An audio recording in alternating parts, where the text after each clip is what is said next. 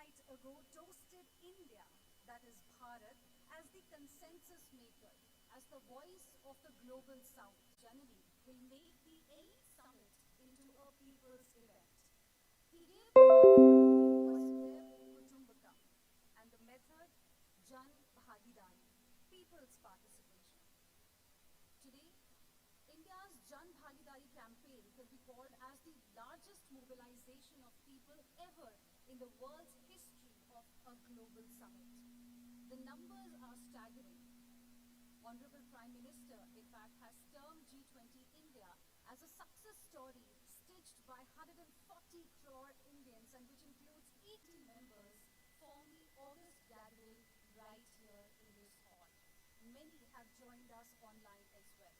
To celebrate the fact that if Jan Bhagidari was a success, University Connect program through University Connect in 83 cities, young minds, many of you of course are sitting here in front of us, were Amur Chandra, Secretary, Ministry of Information. And on the stage we also have Kumar Praveen, DG ICCR, for the lighting of lamps.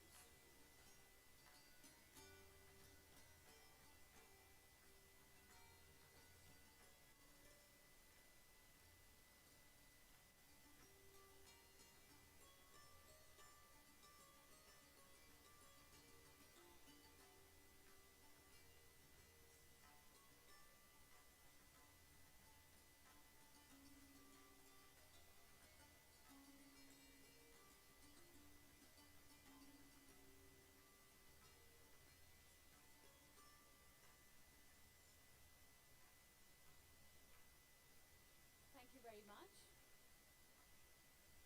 Ladies and gentlemen, in November last year, the G20 baton was Bhagidari. And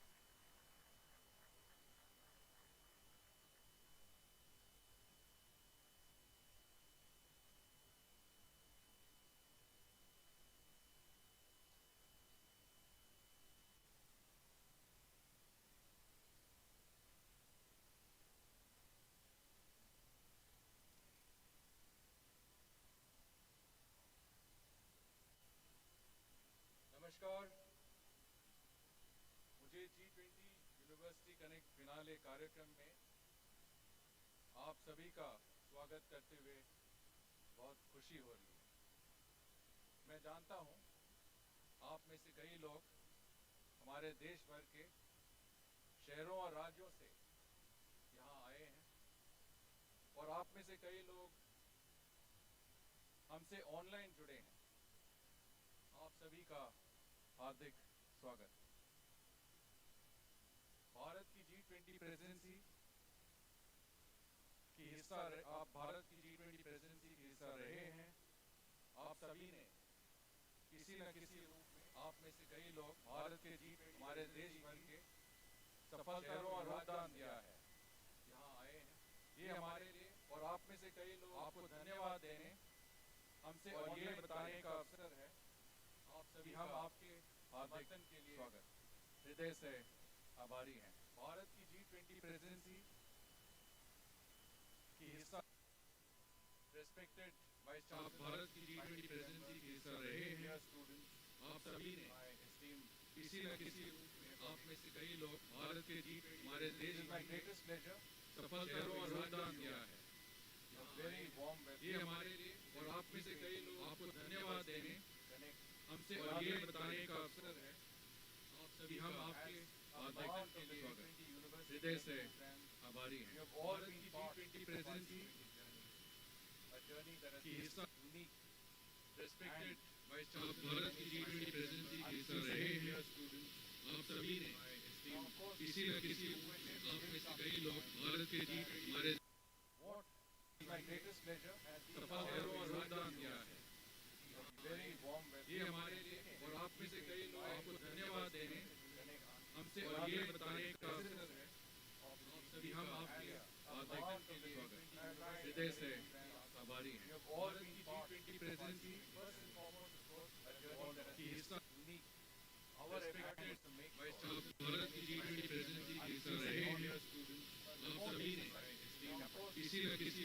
आप में से कई लोग भारत के G20 What an event. My greatest pleasure. सफल करो और योगदान दिया है। Very warm ये welcome. हमारे लिए और आप में से कई लोग आपको धन्यवाद दे रहे हैं हमसे और ये बताने का सभी हम आपकी आज़ादी के लिए हृदय से आभारी हैं। भारत की G20 प्रेसिडेंसी की हिस्सा We would have hosted our respected vice chancellor Bharat की G20 प्रेसिडेंसी के हिस्सा रहे हैं। आप सभी ने किसी न किसी आप में से कई लोग भारत के G20 my greatest pleasure. सफल करो और योगदान दिया है। Very warm welcome. ये हमारे लिए और आप में से कई लोग आपको धन्यवाद दे रहे हैं हमसे और ये बताने का सभी हम आपकी आज़ादी के लिए हृदय से आभारी हैं। भारत की G20 प्रेसिडेंसी की हिस्सा We would have hosted our respected vice chancellor Bharat की G20 प्रेसिडेंसी के हिस्सा रहे हैं। आप सभी ने किसी न किसी आप में से कई लोग भारत के G20 my greatest pleasure. सफल करो और योगदान दिया है। Very warm welcome. ये हमारे लिए और आप में से कई लोग आपको धन्यवाद दे रहे हैं हमसे और ये बताने का सभी हम आपकी आज़ादी के लिए हृदय से आभारी हैं। भारत की G20 प्रेसिडेंसी की हिस्सा our respected vice chancellor Bharat की G20 प्रेसिडेंसी के हिस्सा रहे हैं। आप सभी ने किसी न किसी आप में से कई लोग भारत के G20 My greatest pleasure. सफल करो और योगदान दिया है। Very warm welcome. ये हमारे लिए और आप में से कई लोग आपको धन्यवाद दे रहे हैं हमसे और ये बताने का सभी हम आपकी आज़ादी के लिए हृदय से आभारी हैं। भारत की G20 प्रेसिडेंसी की हिस्सा our respected vice chancellor Bharat की G20 प्रेसिडेंसी के हिस्सा रहे हैं। आप सभी ने किसी न किसी आप में से कई लोग भारत के G20 My greatest pleasure. सफल करो और योगदान दिया है। आप में से कई लोग भारत के G20 My greatest pleasure. सफल करो और योगदान दिया है। Expansion of capacity. आप में से Had valuable training in hosting international events. I think that is a very, very significant. कई लोग भारत के G20 My greatest pleasure. सफल करो और योगदान First G20 tourism meeting in Qatar. What is the expansion of capacity? There was no road up to Gujarat.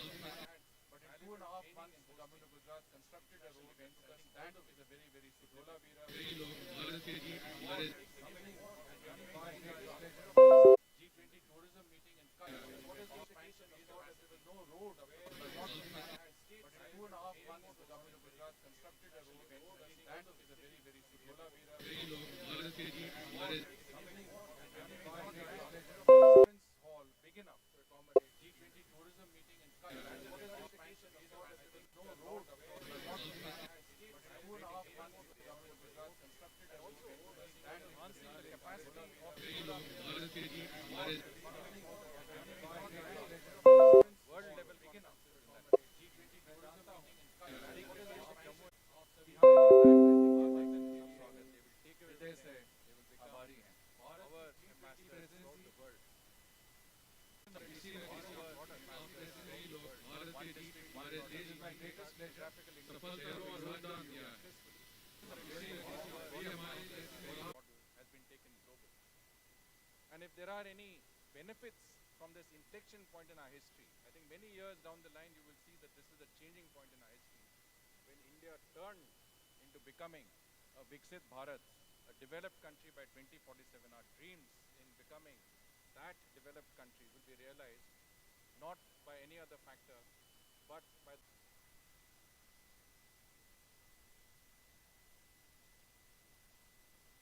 Thank you, Sri Harshvardhan Shringla, for your words of encouragement to all of us gathered here for a unique journey. Next, I would like to call on stage Sri Apurv Chandra, Secretary Information and Broadcasting, Ms. Meeta Lochin, Secretary Department, Sri Abhay Thakur, Additional Secretary G20, Professor M. Jagdish Kumar, Chairman UGC, for a discussion on the key elements of India's G20 presidency and the G20 summit in New Delhi, And to moderate the discussion, I would like to invite Professor Sachin Chaturvedi, DG RIS. Good afternoon, everyone. Very warm welcome to this huge gathering that we have of the youth celebrating young minds. And all of us have been part of this journey, as Ambassador Harshingla said, for almost a year. We have been with you in your universities, and I'm so glad and delighted that now you have joined us in the finale. A big hand to all the universities that are here. This was excellent journey in terms of exploring different ideas related to G20. And today we have a panel that has actually led India's various initiatives. All of you must have seen his LinkedIn post where he suggested to leverage this movement now to shape the future. How we see the future, what kind of dimensions we have in mind when we are looking at what India has got from G20 and how we are going to contribute for the future. So how youth looks at the future with the accomplishments, with the explorations that would be underway. And for that, I would very much like to begin with our Secretary Youth Affairs, Ms. Amita Rajiv Lochan. She has been leading not only the parts that are related to awareness, sensitivity, briefing youth about engagements. In India, if you see, we have around 30 crores of youth, and out of that, 6 crores are largely in universities. A huge number is out in the market, having a job or looking for one, or having their own startups, etc. This huge landscape was covered by her, was addressed by her, and she provided huge leadership also in terms of negotiations. And as you know, the text that came out in form of declaration, and I would encourage each one of you, we have already in our G20 app, would give you all the information, and there you would find the G20 declaration, which we adopted. Those 83 paragraphs are a huge roadmap in terms of what intricate issues we could have success with, and we would ask that question to none other than Mr. Abhay Thakur, who is here on the extreme end. So these are some of the issues which are important. When it comes to youth affairs, the kind of negotiations that were there, the kind of awareness campaigns that were undertaken by her ministry, let's hear from Ms. Lochan. Thank you, Professor Chaturvedi. A strong theme that underlay the Youth 20 negotiations in India that we saw was a very strong sense of fair play that permeates Indian thought. Old times called it dharma, a dharmic view of the world, whether we call it dharma or not. And please do remember that dharma doesn't translate into religion. It translates into samyak way, the right way of looking at the world. So there was a very strong sense of fair play that youth observed consistently, and I think it is on account of that that they were able to persuade the international delegates to agree to a fair sense of terms. If we look at the Youth 20 engagement group, more than 2.6 million youth participated in these discussions. So I think the scale of involvement and of response has been unprecedented, and it is all of you who have been part of this journey. It is through those consultations that youth were able to craft a consensus and persuade people to agree. Just a couple of more two things that I would like to point out. One that was very visible was that there was a very strong sense among youth that they are not just passive recipients of knowledge, but that they are active agents of change. And there was a sense that while global issues affect them, it is a two-way process, that events that are happening in India affect the world just as much. In many of these discussions, there were young scientists that presented their findings to the international gathering. There were young startups who explained their business ideas, and that received a lot of accolades, a lot of appreciation. So they were very aware that they can affect others too.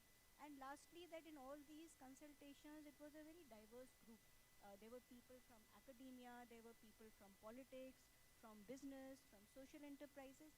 And I think it was that such a gathering, diverse gathering, that contributed to a very, very energy. ये सवाल लेकर के हम अपूर्व चंद्रा जी के पास जाएंगे, जो INB secretary हैं, और उनके नेतृत्व में एक बड़ा मीडिया कैंपेन भी हुआ, एक बड़ा प्रयास भी हुआ, जिसमें कोशिश हुई कि हम उन तमाम मुद्दों को पकड़ सकें, उन तमाम मुद्दों को देख सकें, उन तमाम मुद्दों की जो गहराइयाँ हैं उनको अलग अलग चैनल्स पे, अलग अलग प्लेटफॉर्म से लाके सामने रखा जाए।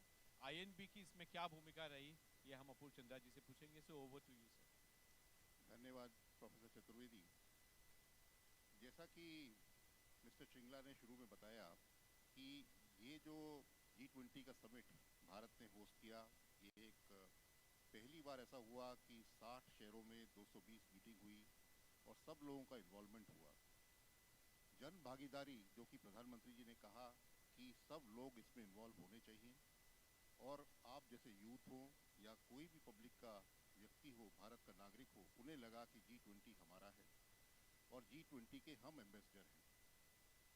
1,20,000 डेलीगेट्स आए। उन्होंने भारत की विविधता देखी, भारत का खान पान देखा, भारत का टेक्सटाइल देखा, भारत की कल्चर देखी, और आप लोगों ने किस तरह से उनका स्वागत किया वो देखा।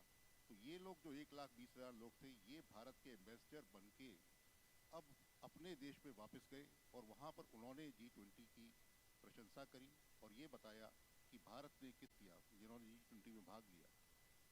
और उनका कहना यही था, चाहे वो दिल्ली पुलिस के कांस्टेबल हों, चाहे MCD के माली हों, कि G20 में अगर कुछ भी गलत होता, चाहे गमला ही इधर से उधर हो जाए, तो उन्हें ऐसा प्रतीत होता था कि जैसे देश की इज्जत इसमें कहीं को हानि ना पहुंचे।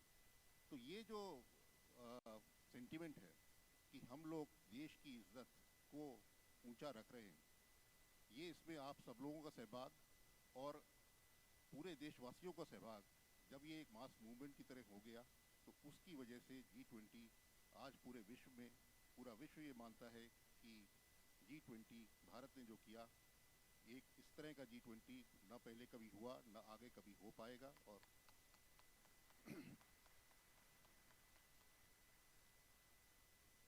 और इसके लिए आप सब लोगों का सहभाग और माननीय प्रधानमंत्री जी का नेतृत्व, इसकी वजह से ये सब मेरे ख्याल से पूरा हो पाया। Thank you. Thanks a lot, Mr. Chandra. Let me now turn to the parts which were more, I think, responsible for getting everything together. And that's where Ambassador Muktesh Pardeshi comes in. He has been leading the organizational component of the G20. How it all happened, what all was done, what was envisaged, how orchestration of so many meetings, so many cities and so many states, how they were all roped in. That was only one part of the things. Getting guests not only from G20 countries, but CITES, permanent invitees, whatnot. And we are giving him only... Were all roped in. That was only one part of the things. From G20 countries, but special invitees, permanent invitees, whatnot. And we are giving him only 3 to 4 minutes to give us this overview. Over to you, Ji. I think the success of our presidency is judged by two standards. One is the diplomatic outcome, which we have seen in the shape of communique, which was issued by leaders. And the second is the organizational, the structure, the skills, and the capacity through which India delivered all 200 plus meetings in 60 locations. Friends, our organizational journey began on 1st December 21 when India joined the Troika. And that gave us a seat on the 3-member steering group which drives the agenda of the G20. We started observing how Indonesia was conducting G20 presidency, and very soon the Union Cabinet decided on the organizational structure for our presidency. A secretariat was created. Uh, at the head of the secretariat is Prime Minister himself. You should know that there are very few leaders in the world who would have attended 9 G20 summits before he laid out the vision for India's presidency. So we got the benefit of Honorable Prime Minister, who had attended 9 meetings earlier, 9 summits. He is a keen observer. So many ideas, many suggestions, many guidances, and many nuggets came from his keen observation of 9 previous meetings. We never had hosted meetings. It was for the first time that India was hosting such a grand diplomatic event at a pan-India level. So out of those suggestions and ideas, we created an organizational blueprint for G20 Secretariat. That blueprint had some key essential elements. And what were those elements? For example, Jan Bhagidari became a key element, and it came from the Honorable Prime Minister. Take diplomacy beyond Delhi. How to involve each and every citizen of India in the G20 process. That was a key mantra which came from the political leadership. And then we started working around that. So while envisaging each of more than 200 meetings, we created a blueprint consisting of hospitality, the airport reception, how the conferencing will be done, and in what manner we can share developmental experience, our experience coming from the and technical transformation to the guests. So gave us a kind of organizational vision to conduct the G20 the meetings so successfully, for which I would like to thank all of you, because during this each of you have been part and parcel of making the G20 hugely successful at the grassroots level. Thank you. Thanks, Teshi. Let me now turn to Jagdish Kumar, Chairman UGC. Sir, you have seen the large academic engagement that emerged not only through coordination groups, but also with this unique idea that Prime Minister gave of initiating and engaging universities. All our educational institutions, since we were we saw huge enthusiasm from universities themselves. What kind of ideas come to your mind on their own, came up with ideas, several activities took place. How you see UGC, how you look at it? Of ideas come to your mind when, as Prime Minister wrote in his LinkedIn post, this movement as movement for future. How you look at it? Thank you, Sachinji. This morning I was in a college interacting with about students came and told me that 2020 provides them an opportunity to learn skills, new skills. But she said, this is only for one semester. We want for more semesters. That is the mood of our youth today. They want to learn more. And this G20 summit has provided an opportunity to our youngsters across the university system, across the country, to learn about what are the major challenges that are confronting us at a global level. It has also provided them an opportunity to see in live how India is playing a role in bringing consensus at a global level.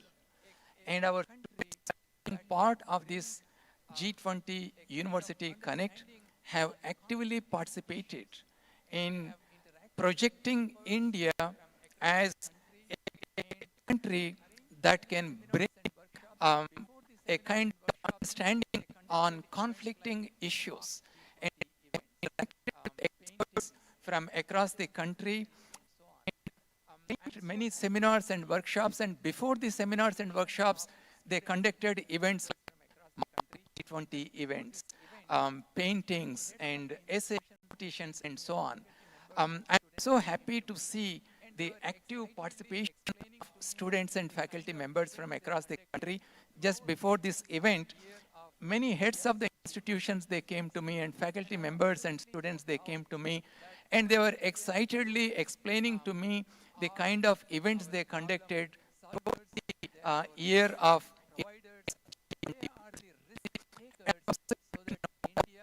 that are our problem solution providers, risk takers, so that India will become a really developed country by 2047. Thank you. Thank you. Thanks a lot, Professor Kumar. Let me turn to Sue Sherpa, as it is called, the deputy of the team who Ambassador Shringla saying that we had set the agenda. So what is during the negotiation? Let's hear him out in terms of what actually happened. And as we heard Shringla saying that we had set the agenda. So what is set exactly has come out? Let us hear from Abhay Thakur. I think what really made the difference. What made the difference is, I think. Audible? Yeah, thank you. Thank you, Sachinji. I think very quickly, since I have limited time, I will try to touch upon the fifth largest. I think what made the difference is, I think, number one, stars were aligned. And what also really mattered was constellation globally, which recognizes India's growth as the fifth largest economy of the world, and countries wanting to engage with us mattered, number one. And what also really mattered were the personalities. The leadership of the Government of India, led by Prime Minister himself, the chief negotiator, of whom I had the privilege of assisting, our Amitabh Kant, very action-oriented. The entire Government of India leadership, which wanted to make sure that failure was not an option. We had to succeed and succeed well. So a good canvas on which those who could had the ability to paint or write could do so freely and in a positive mindset.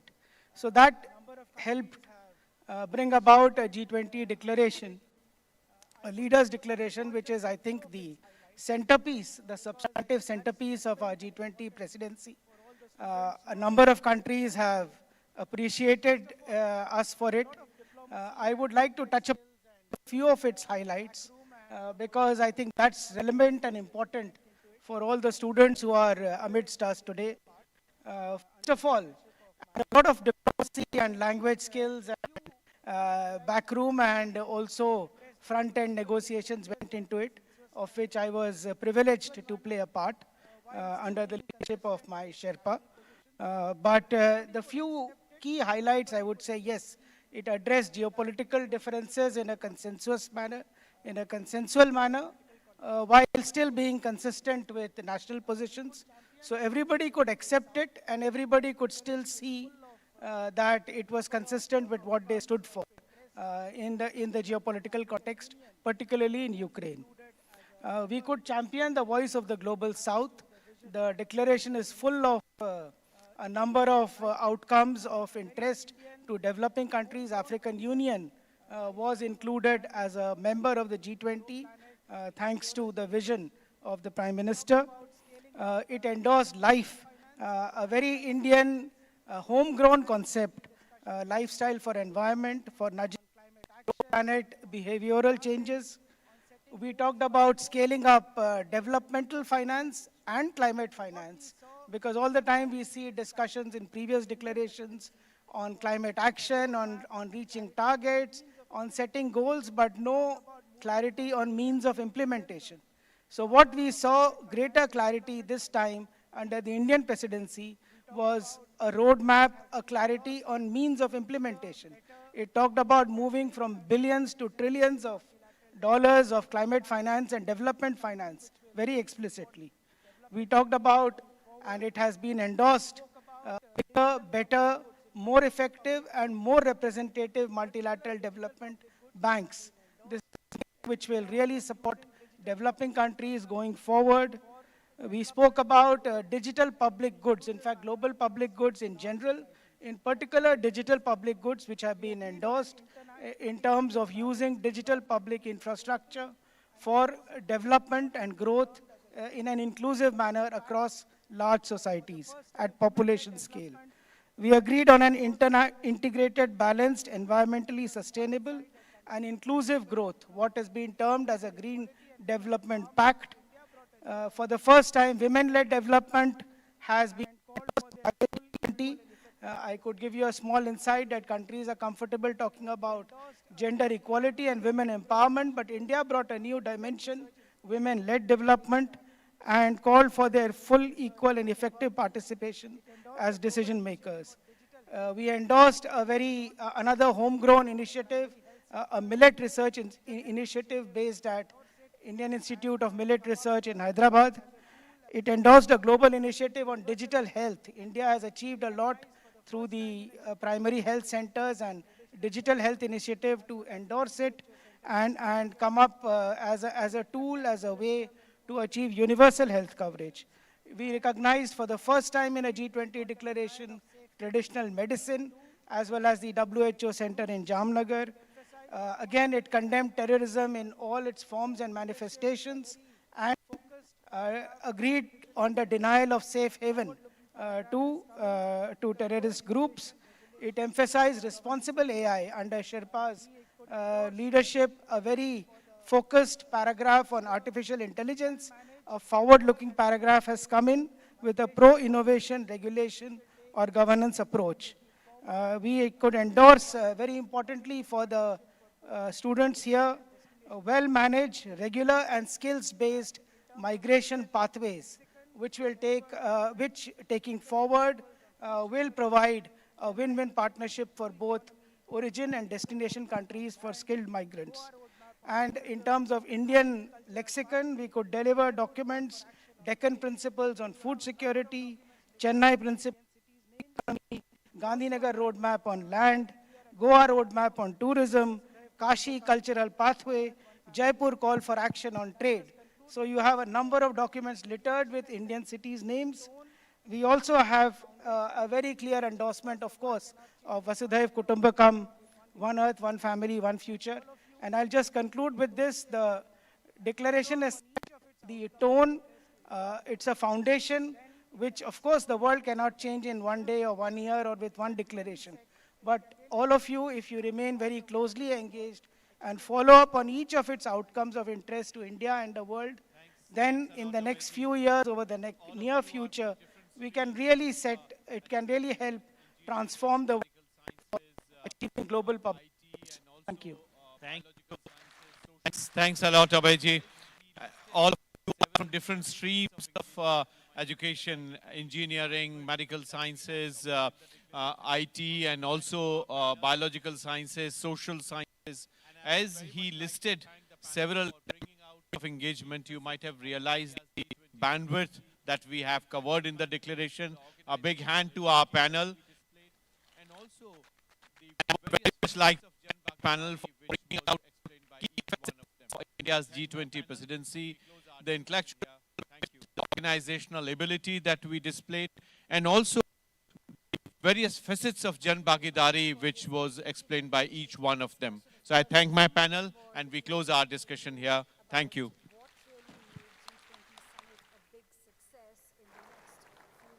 Thank you. But before that, we would like to turn native discussion. Of course, there's much more that you all need to know about what really made G20 summit a big success in the next few minutes. We would like to turn to a cultural presentation to provide a message to each one of you present here.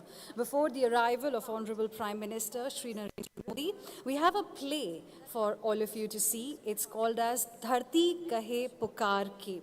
The theme of this play is an ode to Mother Earth, her bounties like forests, rivers, mountains that hold the strings of our breaths.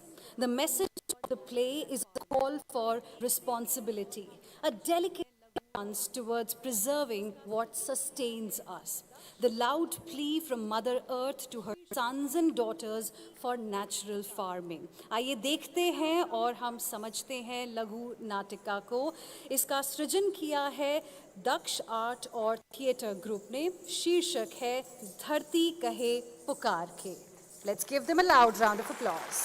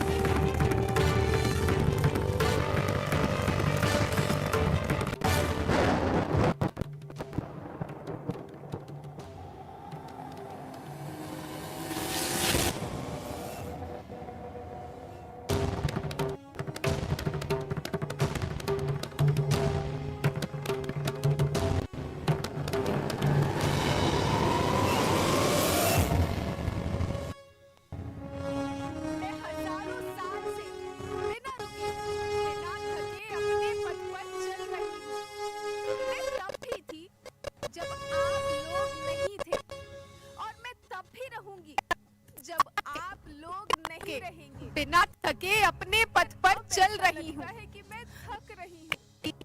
जब आप लोग नहीं थक रही है और मैं तब भी रहूंगी जब आप लोग रासायनिक खाद से पानी और हवा में। पर अब ऐसा लगता है कि मैं थक रही हूँ। आपकी धरती माँ थक रही है। मेरी मिट्टी वैसे ही जलती है। रसायनों जैसे एवं रासायनिक खाद से पानी और हवा में जहर खुल रहा है और मैं थक नहीं हूँ। में इनके इस्तेमाल से मेरी मिट्टी वैसे ही जलती है जैसे आप कोई तेजाब डालते। मेरे बच्चों को तो मेरे अंदाजा भी नहीं है। मेरी मिट्टी बंजर हो रही है। मिट्टी के पोषक तत्व खत्म हो रहे हैं। रसायनों से मेरा शरीर जल रहा है। मेरे फसलों की पैदावार कम हो रही है। मैं धीरे धीरे थक रही हूँ। बहुत सुंदर थी, बहुत प्रसन्न थी, हमेशा हंसती थी। लेकिन मुझे याद आता है पहले मैं बहुत सुंदर थी, बहुत प्रसन्न थी, हमेशा हंसती थी। मुझे आज भी याद है पुराने जमाने में आप लोग जो अपनी माँ के रखवाले थे। आप लोग प्राकृतिक खेती करते थे। आप जानते थे कि प्राकृतिक खेती परंपरा भी है। पुराने जमाने में आप लोग ही तो थे जो अपनी माँ के रखवाले थे। आप लोग प्राकृतिक खेती करते थे। आप जानते थे कि अंतरिक्ष शांति है और फिर हमारी सभ्यता में तो प्रार्थना भी धरती कल्याण की है। वनस्पतिया ओम देव शांति, ओम शांति, शांति, पृथ्वी शांति, शांति, औषधया शांति, कल्याण, वनस्पतिया शांति, ओम शांति, ओम शांति, ओम शांति, सबका कल्याण।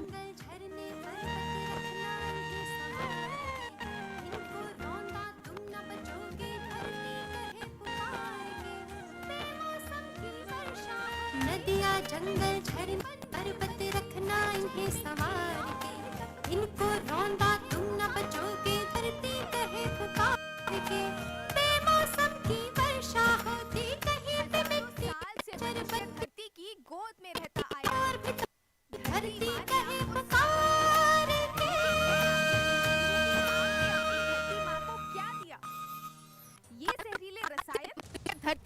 गोद में रहता आया है। धरती माँ ने आपको सब कुछ दिया, लेकिन मैं आपसे पूछती हूँ कि आपने अपनी धरती माँ को क्या दिया? ये जहरीले रसायन, अप्राकृतिक खाद जो मिट्टी को बंजर कर रहे हैं, उर्वरकता को बर्बाद कर रहे हैं। आप अच्छी पैदावार के लालच में जो फसल खेतों में डाल रहे हैं वो अभी तो लाभ देगी, लेकिन लंबे समय में उसी रासायनिक खाद का नुकसान है। रासायनिक खाद जहर समान है, जहर समान। और तो और फसल में पानी की खपत भी बढ़ गई है, जिससे खेती की लागत बढ़ रही है और पानी का स्तर जमीन के जा रहा है। मैं तुम्हारी माँ हूँ। मैंने तुम्हें सुख से जीने के लिए पर्याप्त साधन दिए हैं, पर तुम्हारी लालच की पूर्ति के लिए नहीं दिए। ऐसा लगता है कि थोड़ी सी अधिक मैं तुम्हारी माँ और अपने लालच की मैंने तुम्हें सुख से जीने के लिए पर्याप्त साधन दिए हैं, पर तुम्हारी लालच की पूर्ति के लिए नहीं दिए। ऐसा लगता है किसी अधिक पैदावार और अपने लालच के लिए आप सब अपनी अगली पीढ़ी, अपने बच्चों के भविष्य के बारे में सोचना ही भूल गए हैं। अरे तुम सोचो, तुम तो क्या तुम अपने बच्चों को ऐसे खेत देना चाहते हो जो बंजर हो? नारी की पहचान हो, हम सबका स्वाभिमान हो। अरे तुम ही मेरे बच्चों को कुछ तुम तो बताओ। भारत की बेटी हो, इस महान देश की बेटी हो, नारी की पहचान हो, वर्तमान हम सबका स्वाभिमान जा रही है। आओ, क्योंकि तुम ही मेरे बच्चों को कुछ बताओ। उद्देश्य के साथ की जाती माँ, है। मैं तो केवल इतना उर्वरकता को बनाए रखते प्राकृतिक खेती वर्तमान समय की मांग बनती जा रही है, किया जा सके। क्योंकि प्राकृतिक खेती इस उद्देश्य के साथ आप सब आती लोग है इस विषय को कि न मिट्टी केवल की सुने, उर्वरकता को बनाए रखते बल्कि हुए धरती माँ को अपने प्रकृति परिवार से का सदस्य मित्र जैसा व्यवहार किया जा पेड़ सके। लगाएं, प्रदूषण ना फैलाएं। इसलिए आप सब याद लोग इस रखना, विषय को न भूलना केवल जाना। अपने हमारी ऑक्सीजन बल्कि वाली सांसों की डोर, अपने परिवार का हरे भरे सदस्य जंगल, माने, स्वच्छ जल पेड़ लगाएं, और प्रदूषण ना रहित फैलाएं। पर्यावरण से सजी धरती के याद हाथ में रखना, है। भूलना जाना, हमारी ऑक्सीजन वाली सांसों की डोर, हरे भरे जंगल, स्वच्छ जल और प्रदूषण रहित पर्यावरण से सजी धरती के हाथ में है। मेरे बच्चे तो फिर तुम पछताओगे। नेचुरल फार्मिंग न हुई तो हाथ धरे रह जाओगे। माँ का शोषण कौन है करता, कौन है मिट्टी जहर से भरता। जब से जैविक खाद को छोड़ा, खुशहाली से नाता तोड़ा। अभी न संभले मेरे बच्चे तो फिर तुम पछताओगे। एक ही उपाय है, फिर तुम पछताओगे। भविष्य लेकिन धरती माँ आपको सुरक्षित और प्रसन्न रखने का उपाय क्या है? संसाधन को एक बचाओ, ही उपाय है। प्राकृतिक खेती को अपनाओ धरती एक, और परिवार एक, देसी पद्धति से भविष्य जैसे गौ आधारित उत्पाद, इस मूल मंत्र को जीवामृत, आत्मसात कर लो। बीजामृत, पंचगव्य, प्राकृतिक संसाधन को बचाओ, गोबर की छाछ का उपयोग प्राकृतिक करो खेती ताकि को मिट्टी अपनाओ की उत्पादकता और बनी रहे। परंपरागत देसी पद्धति से जैसे गौ आधारित उत्पाद, जीवामृत, माटी, बीजामृत, पंचगव्य, माँ होना गौमूत्र मेरे छाछ नाक का में बसा उपयोग है। करो ताकि मिट्टी की पोषण उत्पादकता करने के बनी लिए रहे। ही मैंने जन्म लिया है। याद रखना, करोड़ों सालों तक धरती पर माटी सांसों की डोर आगे बढ़ाई। माँ होना मेरे एक नाम था में जब बसा सबका, है। तभी पोषण मैंने करने संतुष्टि के पाई। लिए ही मैंने जन्म वो लिया माँ है। हूँ मैं सबकी जिसने करोड़ों जन्म न सालों देकर तक भी धरती जीवन पर सांसों संभव बनाया। आगे बढ़ाई। अन्नदाता मेरे पेट पुत्र भरा जब किसान, सबका, तुमने ही तो तभी इसमें मैंने मेरा संतुष्टि साथ पाई। निभाया। वो दिन माँ हूँ रात मैं सींच सबकी जिसने पसीने से जन्म न मुझको देकर भी हर मुंह जीवन तक रोटी संभव पहुंचाई। बनाया। जब तुमने माँ की दाता मुझे मेरे लगाया, पुत्र किसान मैं हरियाली ने बन इसमें मेरा साथ निभाया। दिन रात सींच पसीने से मुझको हर मुंह तक रोटी पहुंचाई। एक देश, जब एक तुमने द्वीप, मुझे लगाया, एक समाज, मैं ये एक हरियाली धर्म का बन नुकसान नहीं है बल्कि सभी का है क्योंकि सभी आपस में बंधे मिट्टी हैं। बंजर होने से और धरती की धरती के श्रृंखला नुकसान टूटी, से किसी एक माला देश, टूटी, एक द्वीप, एक सब समाज, बिखर जाएंगे, एक सब धर्म का खत्म हो नुकसान नहीं जाएंगे, है बल्कि सब। सभी का है क्योंकि सभी आपस में बंधे हैं। श्रृंखला टूटी, माला टूटी, सब बिखर जाएंगे, सब के जैसी सबका भविष्य है केवल एक। धरती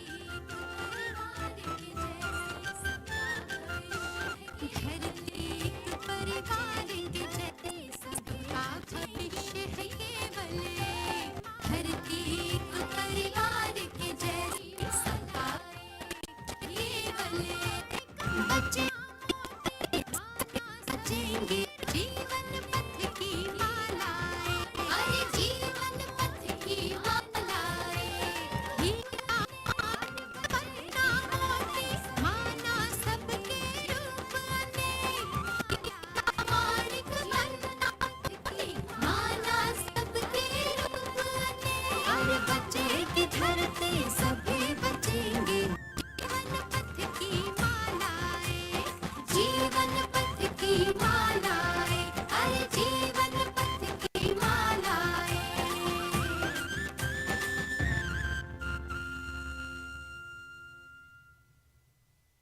Wasn't it a soulful performance? Thank you very much, all of you. I think they all deserve another loud round of applause. Let's all put our hands together for all the performers here. Wasn't it a soulful performance? Thank you very much, all of you. I think they all deserve another loud round of applause. Let's all put our hands together for all the performers here. And we really hope that the students and everyone who's present here today would carry the play's message to their towns and universities to employ creativity in enacting plays and presentations on similar themes. We expect students to use their dexterity with technology to create videos and upload Education Ministry's YouTube channel, Ek Bharat Shresht Bharat. Let's now move on. May I please now invite India's G20 Sherpa, Shri Amit, to come on stage and share with the gathering how he proved everyone who doubted India's capability to create a consensus at the G20 summit wrong. Let's hear from Mr. Consensus how he helped India scale Mount G20.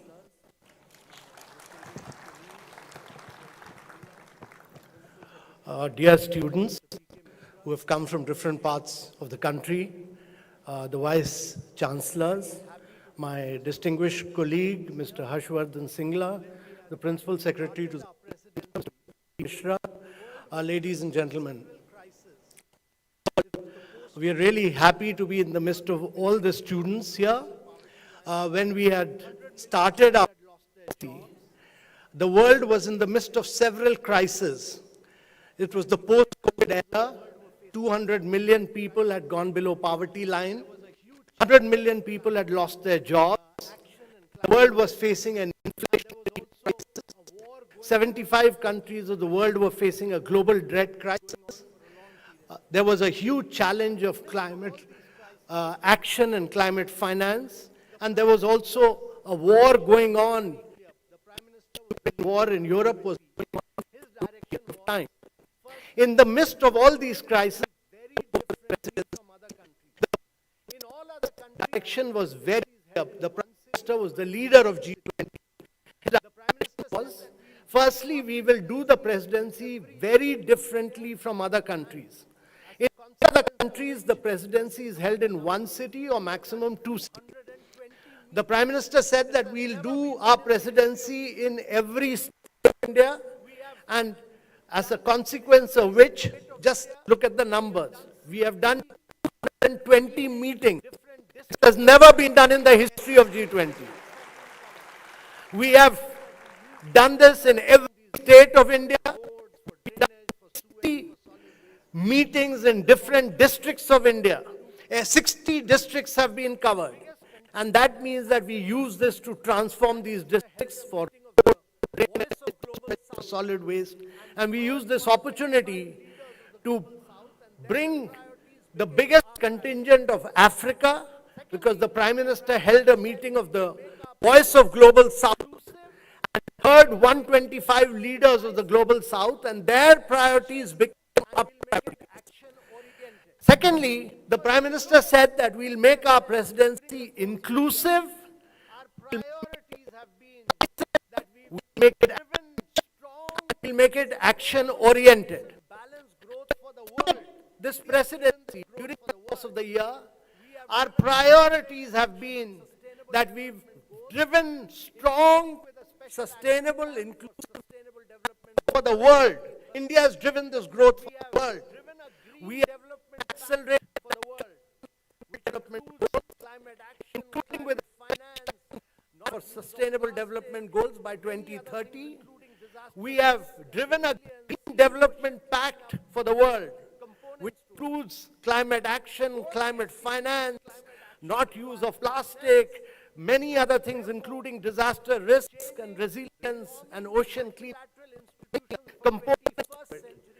But both SDGs and climate action require finance, and therefore changing, reforming the multilateral institutions for 21st century became our priority, because the IMF, World Bank were made in World War II period, the post-Bretton Woods period. They are climate crisis. There was no SDG action. But today, we need to be redefined for today's era. Therefore, that became our fourth priority. Fifthly, technical transformation, and sixth priority was the Prime Minister said, through Aadhaar, through fast payments, through UPI, through Diksha, that became our fifth priority. And the sixth priority was the Prime Minister's priority of women's-led development. How do you empower women? How do you ensure that through these 200 improvement in learning outcomes, we break away from the cycle of malnutrition and put women in for the first time in during India's presidency. Through these 200 meetings that we had, we have ensured that for the first time in India, during India's presidency, we have brought out 112 outcomes. If you compare it with the other presidency, previous president, 12 outcomes. The one before that had 33 outcomes. In Asia, there were 50 outcomes. In Saudi Arabia, there were 33 outcomes. All the paragraphs had 112 outcomes. 112 outcomes. And this is for the first time that in all our outcomes, all the paragraphs, we have fully unanimous geopolitical issue. That is the Russia-Ukraine issue. There is no objection, which even United Nations declaration of G20 has come out, including on the geopolitical issue. That is the Russia-Ukraine issue. We achieved unanimous agreement, which even the only country in the world Security Council have not been able to do in developing countries, the developed G7 countries. So India has shown that it is and bring country in the world which is capable of bringing developing countries, the developed G7 countries, Russia, China, all together on the same table and bring this to the. This has never been possible before. This has been possible because of the stature and standing of the Prime Minister. This has been possible because of the elevated stature of India of being the fifth third largest economy in the world. This is possible because of the participation of all the young people of India. Many of you have participated in G20. So all go to the young people of India who gave us inspiration and motivation to drive this in a very consensus-based manner. And as the G20 Sherpa, I feel particularly honored that we were able to live up to the Prime Minister of making decisive, ambitious, and action-oriented. So thank you, all of you. Greatly appreciate your presence.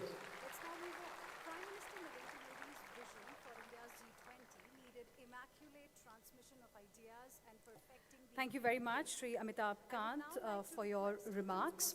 Let's now move on. Prime Minister Narendra Modi's vision for India's G20 needed immaculate transmission of ideas and perfecting the implementation. I would now like to request Principal Secretary to the Prime Minister, Dr. P.K. Mishra, to deliver the keynote address and reveal how he used his 50 years long administrative experience to shape the G20 summit.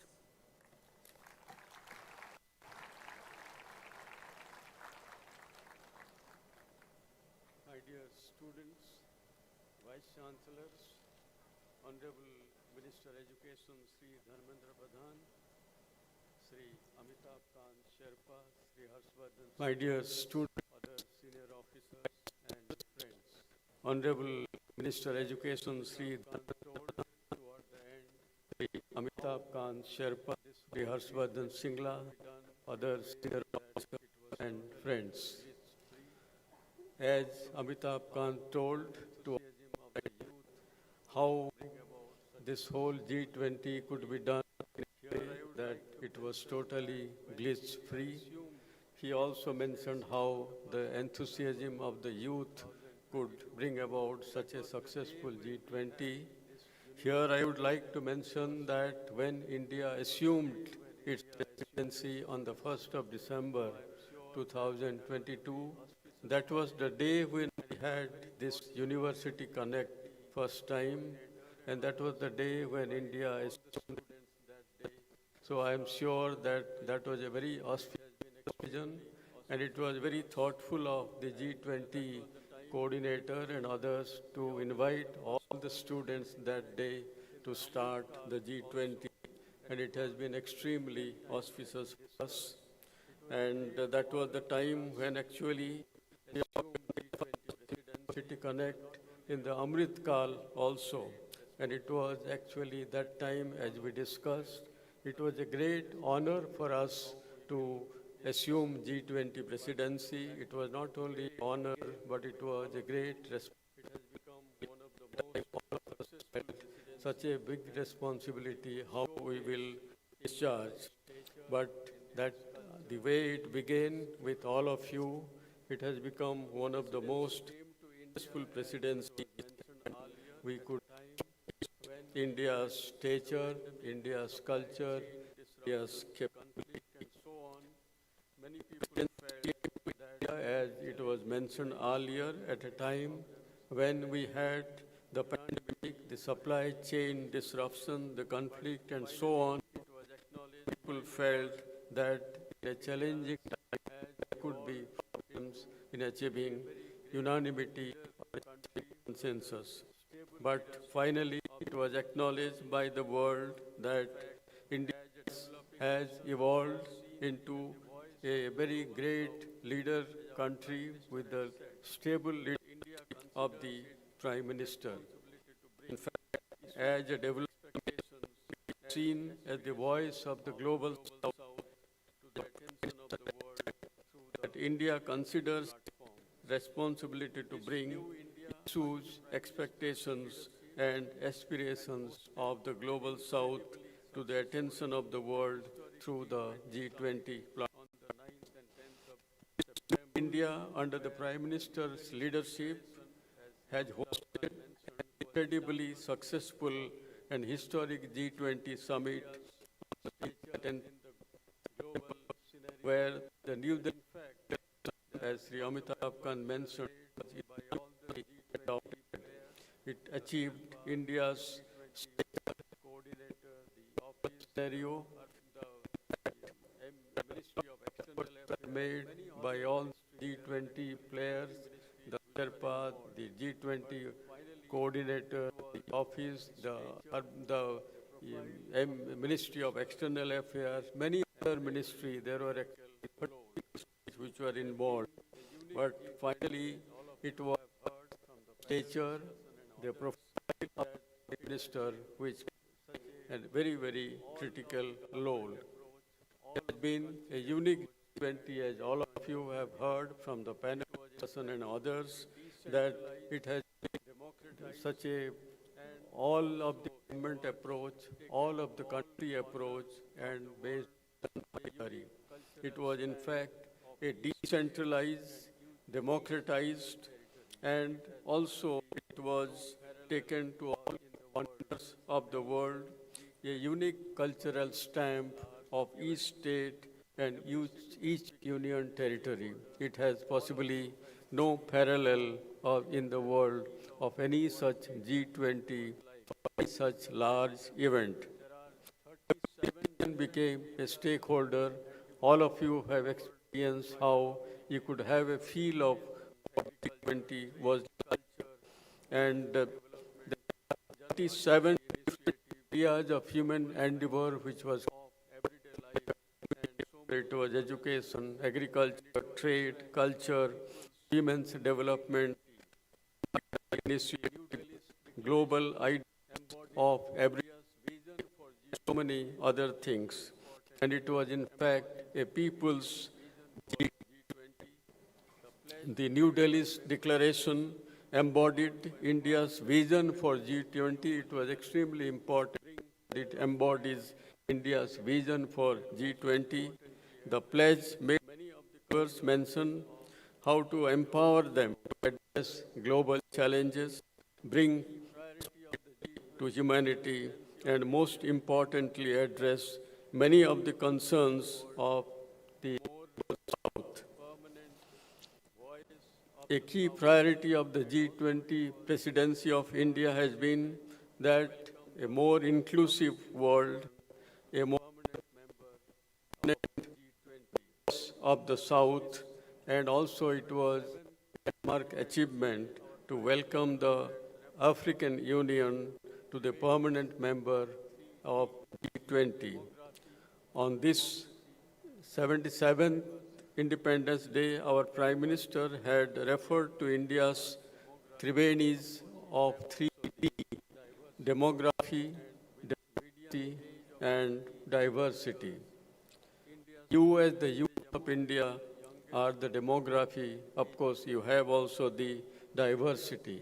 And with median age of 28 years, India's population is among the youngest in an aging world. India's G20 presidency will open up new opportunities, especially for the youth. It is for you to seize this opportunity.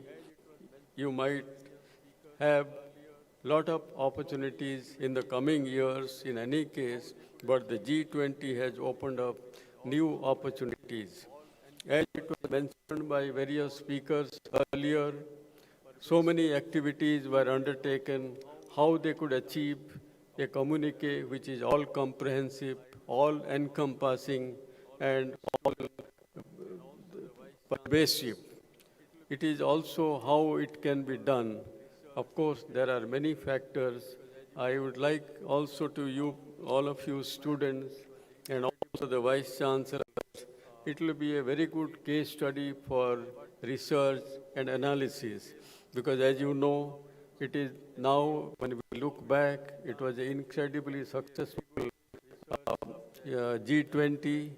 But if you go into the details, you analyze how it could be achieved, how it could be done, it can be a very good research subject that when more than 1.5 lakh people were involved, when thousands and thousands of various officials, various workers, various other players, state governments, central government, ministries, and others were involved, how all these things could be coordinated, how all these things could be converged, how it can be worked in a way that we could achieve the overall outcome. Yeah. Many of you, when you appear for an exam, you may be knowing that where to start, what to study, what to give the priority, how to coordinate all your efforts, whether it is an exam, whether it is any other, whether you are having some dramas, activities, how to coordinate. And when you have something in a large scale, all over the country, every state, and when the heads of states are coming from so many countries, how it could be coordinated in a way that there is no dislocation. It could be a good case study not only to analyze, but also for the future also. It is now said that possibly some of such events which took place in Japan, then in China, the Olympic, and now it is G20 where India it is a big milestone, and now India has now come up in the world as a global leader. With all this, I once again thank all of you. I once again congratulate all of you because it is you people who had been there on the day when at that Sushma Swaraj Bhavan when India assumed its G20 presidency. Now when it has been so successful, it has been completed, I must congratulate all of you for all your best wishes, all your activities. Thank you.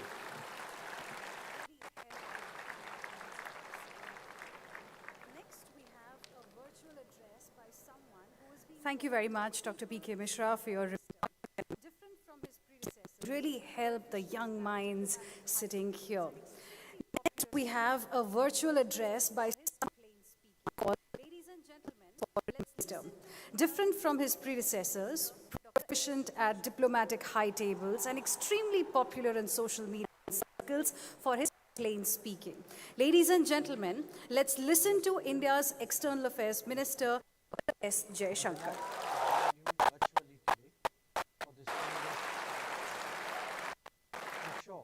Colleagues, dear students, all of you, Namaskar. I'm delighted to join you virtually. Indeed, Connect program. I'm sure that over the past 10 months, the enthusiasm and ownership of our G20 interest. Indeed, one of the important factors to the success of is the enthusiasm right here in Bharat Mandapam, where all of you are in this national celebration. And its biggest event took place in Bharat Mandapam, where all of you are assembled today. It was in this building that we were able to make the African Union a permanent member of the G20 group, come up with the Green Development Pact, an action plan on sustainable development goals, high-level principles on anti-corruption, and garnered support for digital public infrastructure and reform of multilateral development banks. I would not like to delve into any substantial outcomes of the G20 summit. That the world recognizes India's convening power and acceptance to its ideas is a key takeaway. I would like to take all of you back to what I shared with you when we took the G20 presidency in December 2020. It was only fitting that we began the presidency with a University Connect program. After all, the Amrit Kal is all about you. Our endeavors to make India a developed nation by the centenary of our independence stem from the collective desire to build a more prosperous nation for the future generations. The attainment of this goal is possible only with your full contribution. For it is your abilities, your efforts and your achievements that would play a big role in defining the India of 2047. Our G20 is special, it is different. We succeeded in taking the G20 out of the capital city and its convention centers and made it a mass movement. It was truly a people's G20 and Jan has really been a feature of our presidency. More than 30,000 delegates from 125 countries in all states and unions across the country. Our presidency has really been a national celebration. More than 30,000 delegates from 125 countries bore witness to our spirit of Atithi Deva Bhava and saw and experienced India that was ready for the world. I'd also mention that our presidency would endeavor to get consensus through a wider process of consultation, and that it would be collaborative and decisive. The first reflection of this was our invitation to 9 guest countries. In January this year, we convened also the Voice of the Global South Summit. 125 nations shared their concerns and expectations with us. These were taken on board and they really helped us to steer the G20 agenda to issues that are key to global growth and inclusive development. The G20 is, after all, the world's premier group that is devoted to addressing global financial, economic and developmental challenges. We were able to bridge the North-South divide and the East-West polarization and encourage the most powerful 20 nations of the world to confront and commit to address challenges facing humanity today. This is captured in the forward-looking New Delhi Declaration. To say that India's G20 presidency and push for collective action. We are a country that tables ideas, shapes global issues, and forges consensus. As Prime Minister Modi said, we are a nation that is moving from an era of incremental change to that of disruptive innovations. In today's India, there are 100 unicorns and more than 100,000 startups, and these are driving innovations. An enabling environment is extremely important for startups to flourish. Therefore, targeted towards the youth, India has made a significant move of establishing the Startup 20 Engagement Group. This is the first of its kind initiative in the G20. Of equal interest to all of you would be the G20 commitment to undertake global skills mapping. As a talented and skilled demography contemplating the world today with confidence, such endeavors will help widen the doors of opportunity for all of you in the global workplace. When we say one world, one family, one future, the world believes us. Today, we are seen as a solution provider, one that bridges divides. A large part of the reason is our growing economy, developments in technology, and our talent pool. But even more important is our mindset and democratic governance practices that have been brought about by a strong and committed leadership, which puts national interests at the forefront, but equally believes in Vasudhaiva Kutumbakam. This has been seen in many instances, whether we are talking about the vaccine Maitri, the conflict in Ukraine, or indeed the challenges posed during the G20 itself. Whether it contributes to global health via the International Day of Yoga and the Global Center for Traditional Medicine, or indeed sustainable development through the International Solar Alliance, the One World, One Sun, One Grid, and the International Year of Millets, or for that matter, preparing for disasters with the Coalition for Disaster Resilient Infrastructure. Our initiatives are today recognized, our voice respected, and our solutions subscribed to. Both the developing as well as the developed are taking a lot of learnings from us as they see transformational changes underway in the country. And it is for you, the youth of our nation, to take this forward as we progress in our quest to become Viksit Bharat. Thank you for your attention. So, ladies and gentlemen, we have heard some of those who drove the Now the wait begins for the arrival. We are thankful to Dr. S. Jaishankar for his vision. G20 India Summit. Ladies and gentlemen, the Prime Minister of the implementation and outcome of the G20. Now the wait begins for the arrival of the vision that shaped and steered the G20 India Summit. Ladies and gentlemen, Prime Minister Narendra Modi is expected to arrive to grace the occasion shortly. And before that, let's spend a few minutes to take a trip down the G20 memory lane. Let's watch a quick video recap of 2 eventful days of a successful G20 summit.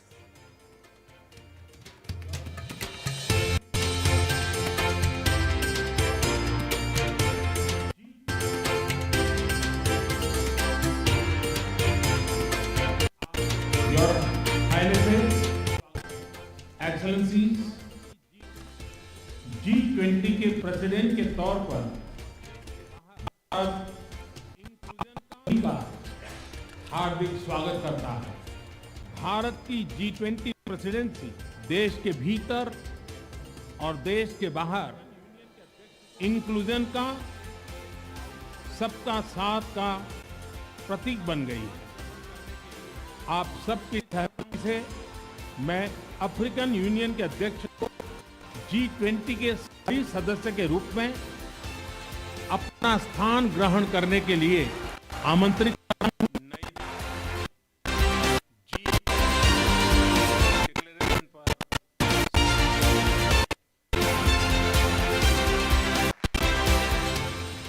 नई Delhi G20 leaders summit declaration पर सहमति बनी है।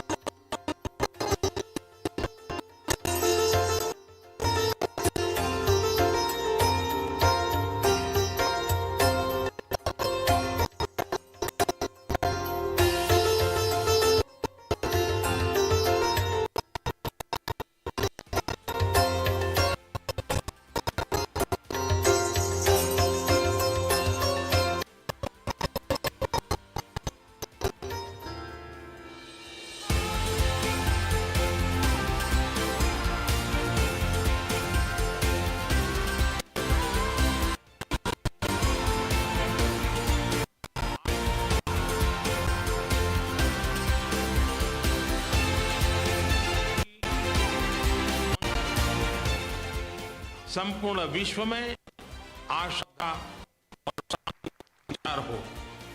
140 करोड़ भारतीयों की इसी कामना के साथ बहुत बहुत धन्यवाद।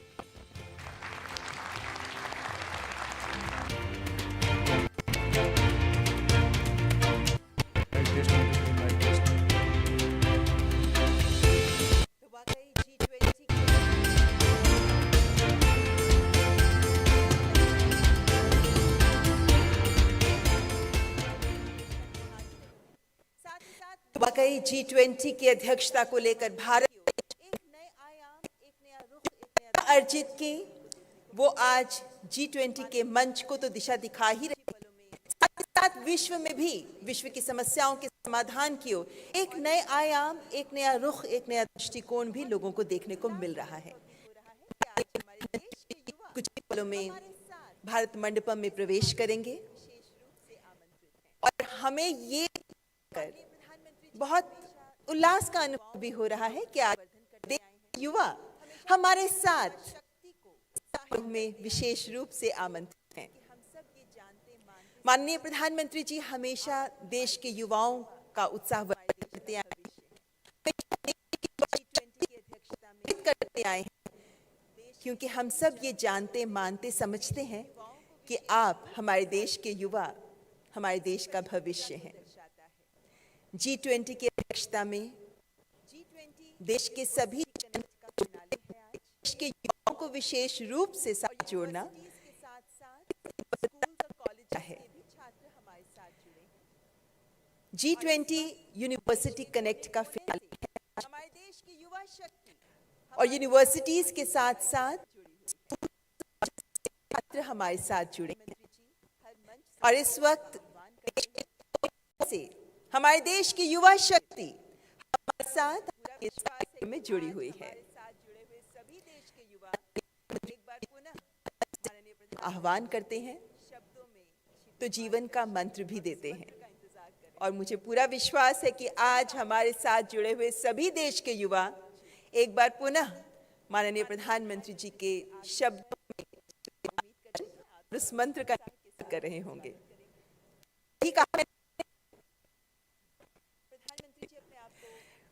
माननीय प्रधानमंत्री जी के आगमन पर उम्मीद करते हैं आप सब लोग उत्साह के साथ उनका स्वागत करेंगे।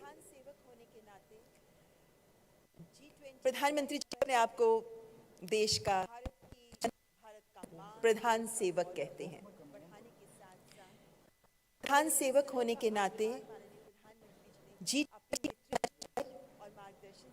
भारत का मान, गौरव बढ़ाने के साथ साथ जिस तरह का आधार माननीय प्रधानमंत्री जी ने से प्रस्तुत किया, सराहनीय है। देश भर के 101 विश्वविद्यालयों से यहाँ उपस्थित छात्रों के मध्य आपकी गरिमामयी उपस्थिति से हम सब आनंदित, आह्लादित, उल्लासित, पुलकित हैं माननीय। हम सब आपका हृदय से अभिनंदन करते हैं।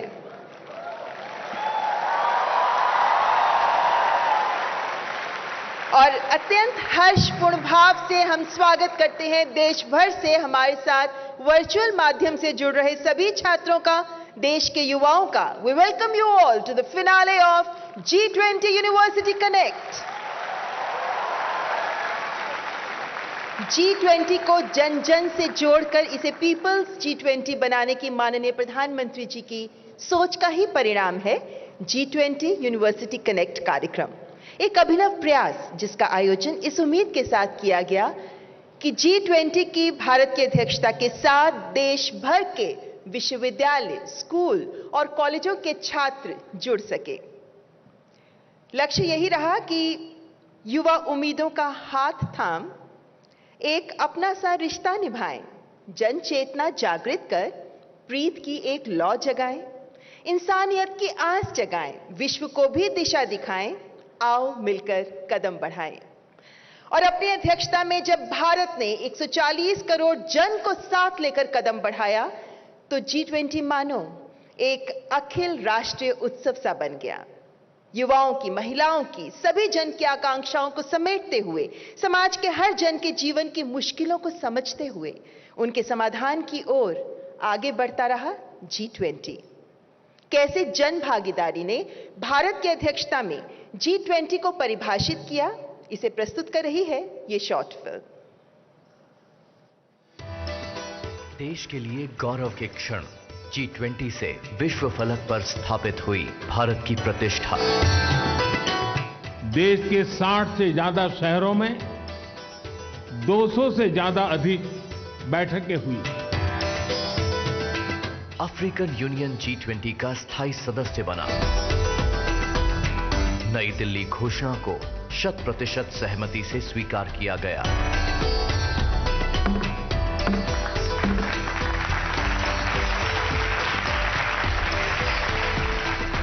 G20 की सफलता 140 करोड़ देशवासियों की है। भारत की G20 अध्यक्षता ने दुनिया को दिखाई नई राह। राज्य स्तर से लेकर विभिन्न जिलों में हुआ कार्यक्रमों का आयोजन।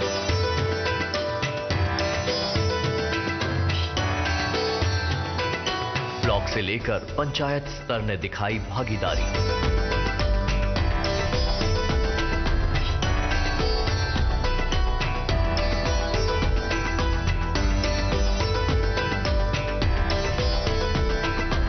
कॉलेजों से लेकर स्कूलों तक में आयोजित किए गए कार्यक्रम। फेस्टिवल के जरिए जन जन को जोड़ने में सफल रहा G20।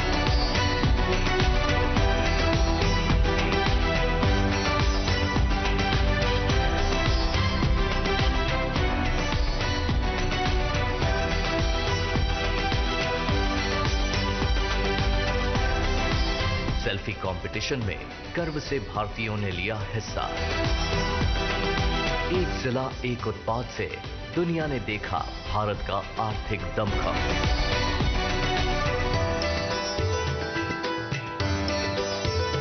I really feel privileged. I had the chance to buy these earrings made of palm tree, and it's just a little piece that I'm going to take back to Madrid from India.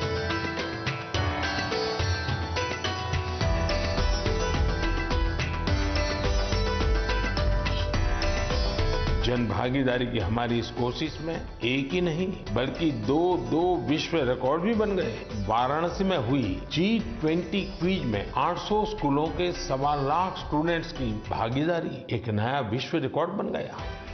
वहीं लंबानी कारीगरों ने भी कमाल कर दिया।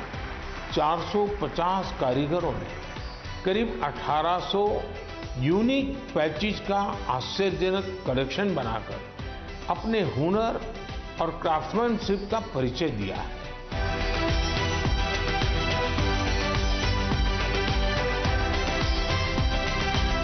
G20 university connect से बड़ी संख्या में जुड़े छात्र 101 विश्वविद्यालयों में हुए कार्यक्रमों में बढ़ चढ़कर छात्रों ने लिया हिस्सा।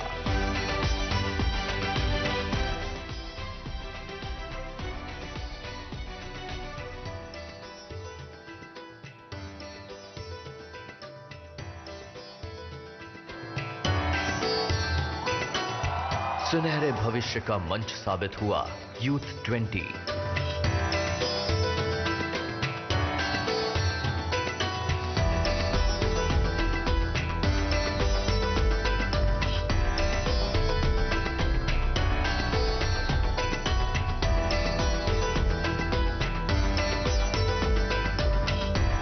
जन आंदोलन का पर्याय बना सिविल 20।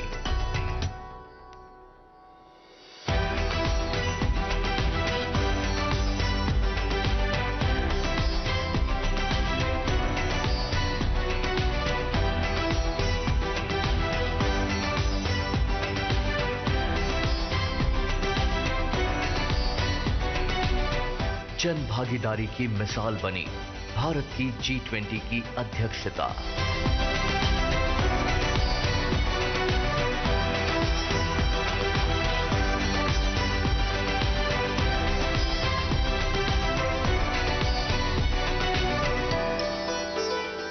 तो भारत की अध्यक्षता में G20 की संकल्पना बनी G20 का आधार। और अब मैं honourable minister of education and skill development माननीय श्री धर्मेंद्र प्रधान जी से सादर आग्रह करती हूं कि आज के कार्यक्रम की महत्ता को रेखांकित करते हुए हमारे देश के युवाओं और विशिष्ट अतिथिगण का स्वागत करें।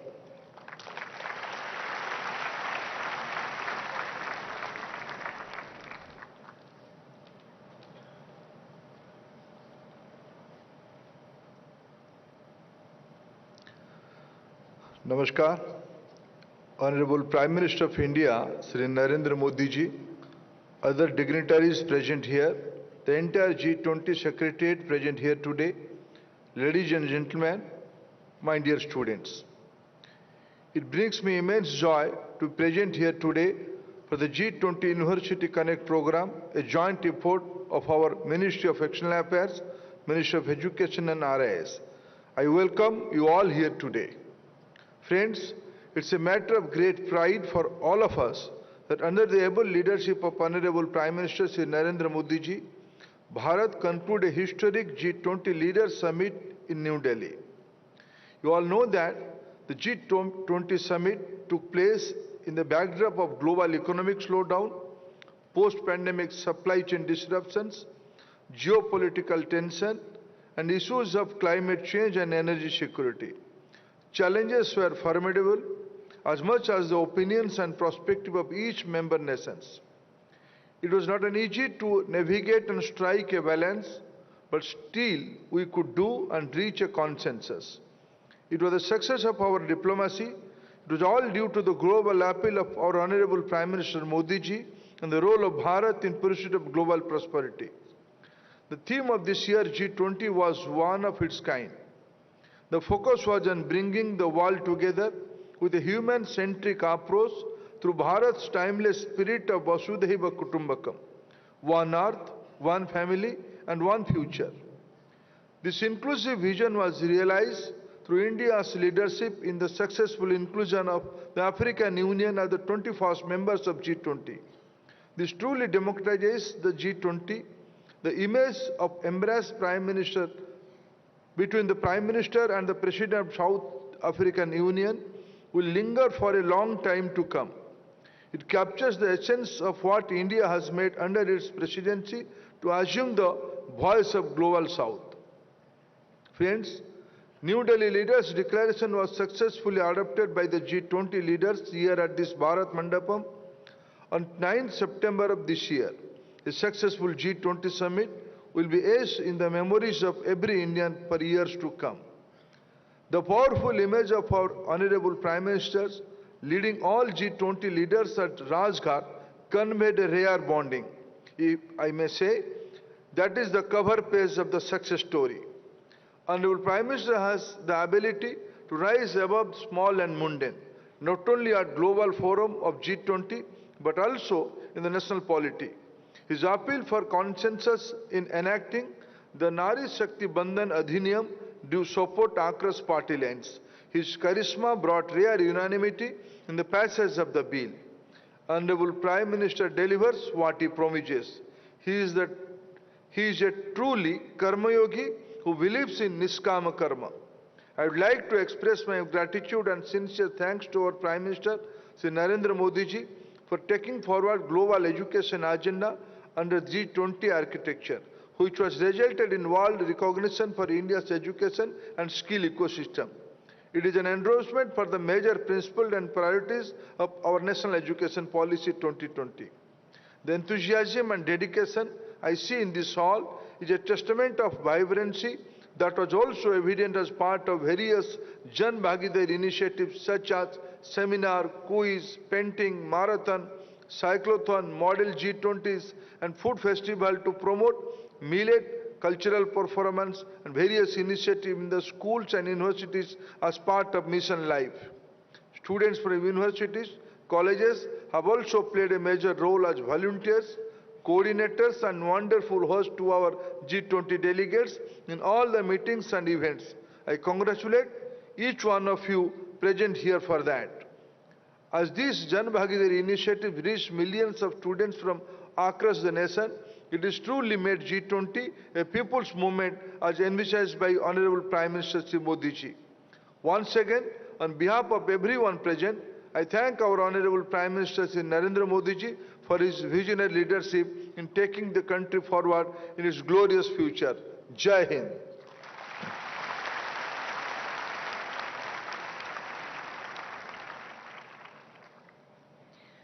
बहुत बहुत धन्यवाद माननीय केंद्रीय शिक्षा तथा कौशल विकास एवं उद्यमशीलता मंत्री। 1 दिसंबर 2022 वो तिथि जब भारत के G20 अध्यक्षता का सफर प्रारंभ हुआ। इस यात्रा में कितने ही पड़ाव आए, कितनी ही उपलब्धियां अर्जित की गईं, कितने ही आयाम जुड़ते चले गए। इन्हें 4 पुस्तकों में समेटने, सहेजने, संकलित करने का प्रयास किया गया है, जिन्हें आज माननीय प्रधानमंत्री जी के द्वारा रिलीज किया जाएगा और रिलीज होने के कुछ ही मिनटों बाद ये G20 मोबाइल ऐप पर भी उपलब्ध होंगी। पहली पुस्तक है the grand success of G20 Bharat presidency, visionary leadership, inclusive approach. ये पुस्तक इस तस्वीर को उकेरती है कि कैसे भारत की G20 प्रेसिडेंसी के दौरान माननीय प्रधानमंत्री जी के दूरदर्शी नेतृत्व और समावेशी दृष्टिकोण ने इसे आकार दिया। इंक्लूजन, सस्टेनेबिलिटी की अप्रोच, लाइफ यानी लाइफस्टाइल फॉर एनवायरनमेंट का विजन, जन भागीदारी की पहल इसके महत्वपूर्ण आयाम रहे। दूसरी पुस्तक इंडियाज G20 प्रेसिडेंसी वसुधैव कुटुंबकम, one earth, one family, one future. This is a captivating coffee table book on India's G20 presidency. Bharat सरकार के माननीय मंत्रियों के द्वारा अपने अपने कार्य समूहों का नेतृत्व करते हुए लिखे गए लेखों के माध्यम से ये पुस्तक भारत की अध्यक्षता का सार प्रस्तुत करती है। तीसरी पुस्तक compendium of G20 university connect, engaging young minds. ये कंपेंडियम यूनिवर्सिटीज और कॉलेजेस में जो लेक्चर सीरीज और स्टूडेंट एक्टिविटीज आयोजित की गई उनके बारे में जानकारी देती है। और चौथी पुस्तक है showcasing India culture eight G20। Bharat की अध्यक्षता में G20 के दौरान विश्व को भारत की समृद्ध सांस्कृतिक विरासत से पुनः परिचित होने का मौका मिला, इसका अवसर मिला। और ICCR ने देश भर में 60 से अधिक स्थानों पर 17,000 से अधिक कलाकारों को शामिल करते हुए 300 से अधिक सांस्कृतिक कार्यक्रमों का आयोजन किया। ये कॉफी टेबल बुक भारतीय संस्कृति की इसी विविधता को आकर्षक स्वरूप में प्रस्तुत करती है। कार्यक्रम को आगे बढ़ाने के लिए मैं माननीय प्रधानमंत्री जी से सादर अनुरोध करती हूं, कृपया मंच पर पधारें।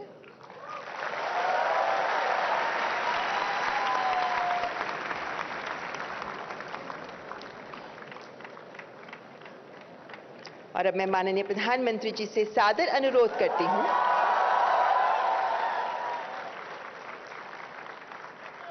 कि कृपया रिमोट का बटन दबाकर सबसे पहले इन 4 पुस्तकों का लोकार्पण करें।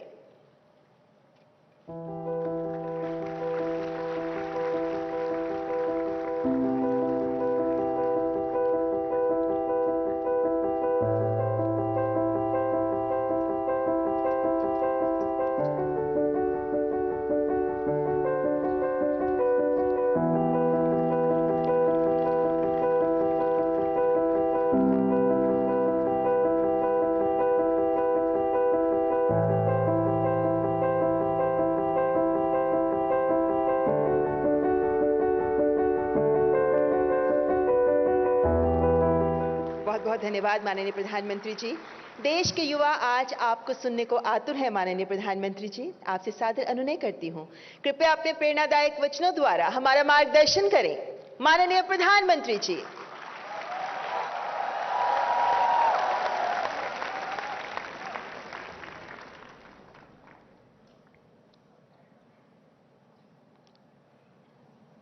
देश की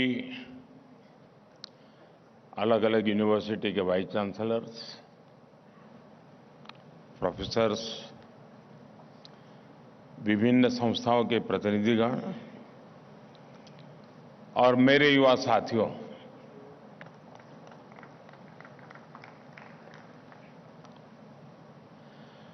आज जितने लोग ये भारत मंडपम में हैं, उससे कहीं ज्यादा हमारे साथ ऑनलाइन जुड़े हुए हैं। मैं सभी का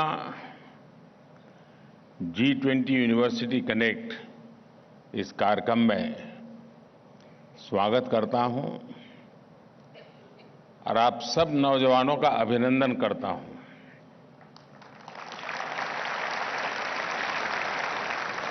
फ्रेंड्स, आज से 2 सप्ताह पूर्व इसी भारत मंडपम में गजब की हलचल थी।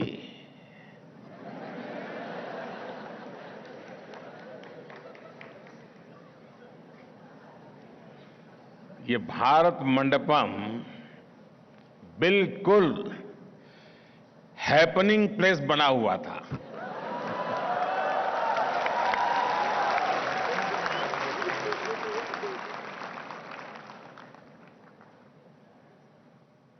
और मुझे खुशी है कि आज उसी भारत मंडपम में मेरा भावी भारत मौजूद है।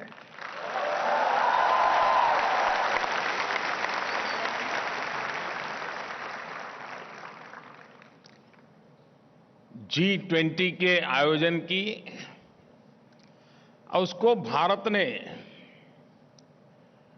जिस ऊंचाई पर पहुंचा दिया है, ये देखकर दुनिया वाकई बहुत चकित है। लेकिन जानते हैं, मैं बिल्कुल हैरान नहीं हूं,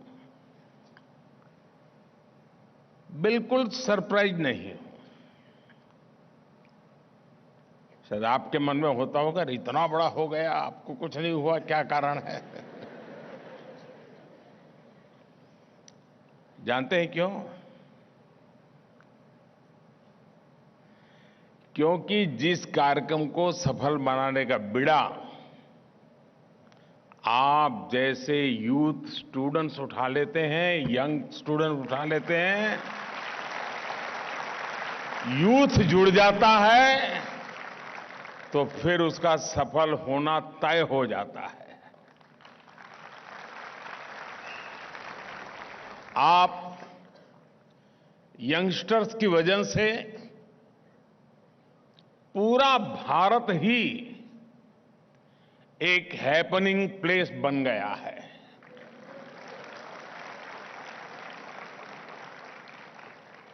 और ये कितना हैपनिंग है, ये हम पिछले 30 दिनों को ही देखें तो साफ साफ नजर आता है।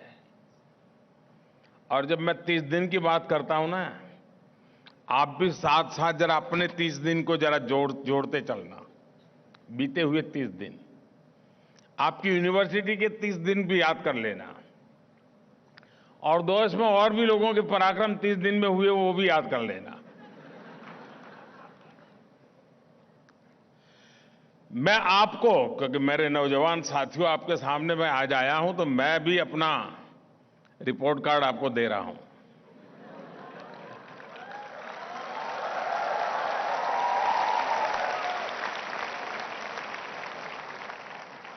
मैं आपको पिछले 30 दिन का एक रिकैप देना चाहता हूं।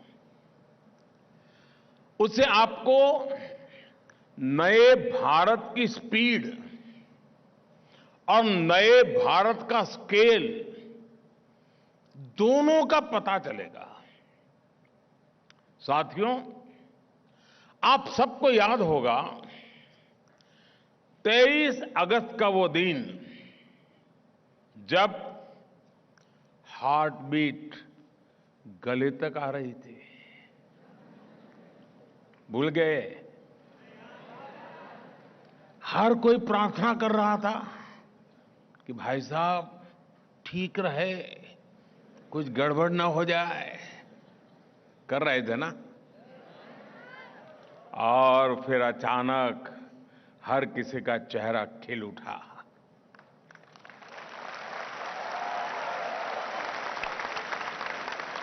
पूरी दुनिया ने भारत की आवाज सुनी, India is on the moon.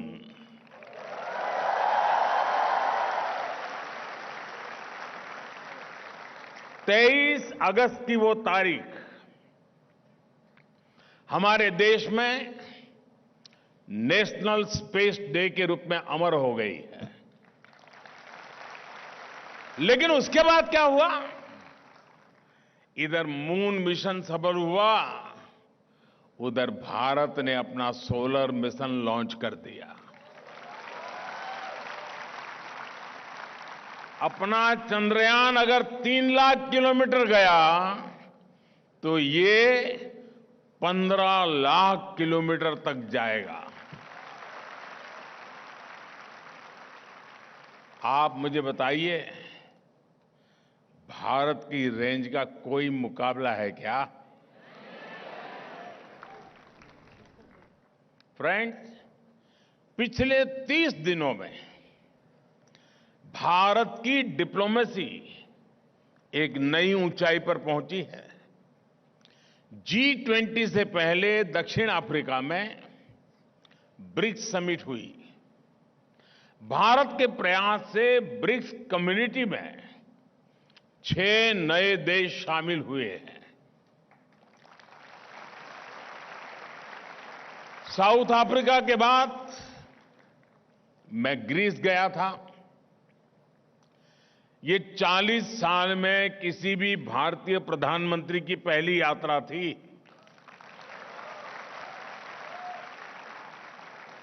और जितने भी अच्छे काम है ना, वो करने के लिए आपने मुझे ही बिठाया है।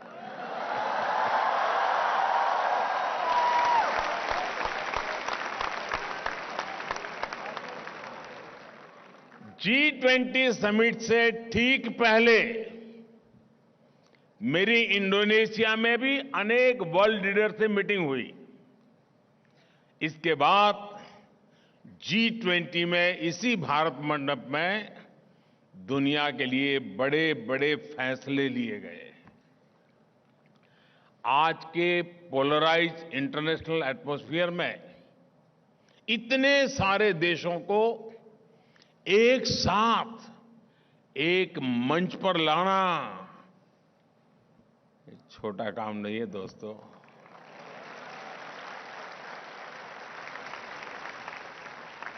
आप एक पिकनिक ऑर्गेनाइज करो ना, तो भी तय नहीं कर पाते हो कहां जाए।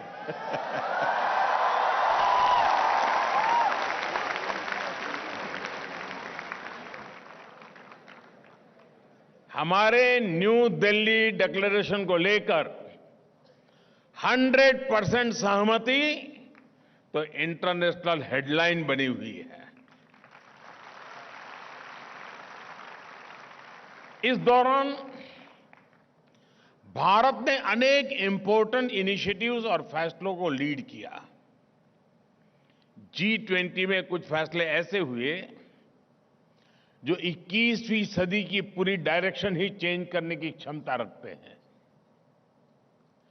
भारत की पहल पर अफ्रीकन यूनियन G20 का स्थायी सदस्य के रूप में उसको स्थान मिला।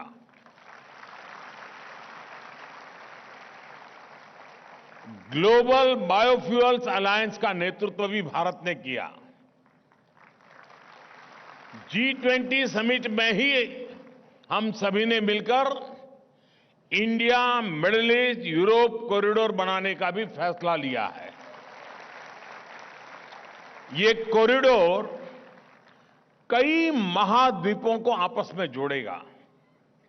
इससे आने वाली कई शताब्दियों तक व्यापार और पर्यटन को बढ़ावा मिलने वाला है।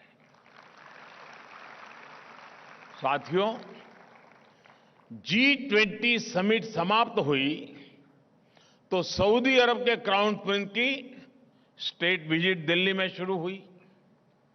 सऊदी अरब भारत में $100 बिलियन का निवेश करने जा रहा है।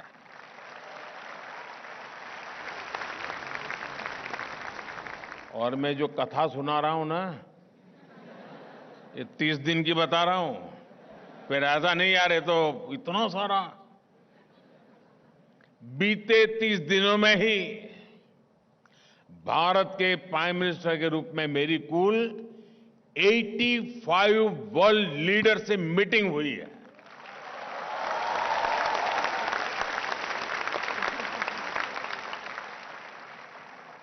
और ये करीब करीब आधी दुनिया है।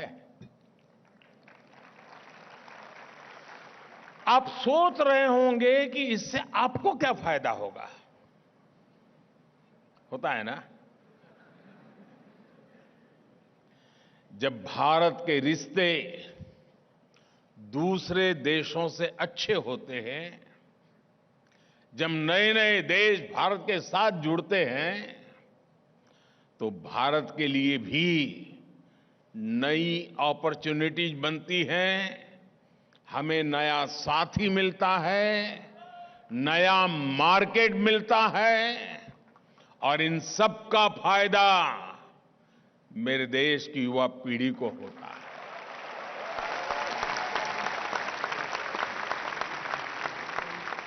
साथियों, आप सब सोच रहे होंगे कि पिछले 30 दिन का रिपोर्ट कार्ड देते हुए मैं सिर्फ स्पेस साइंस और ग्लोबल रिलेशंस की बात कर रहा रहूंगा क्या? यही काम किया कि मैंने 30 दिन में? ऐसा नहीं है।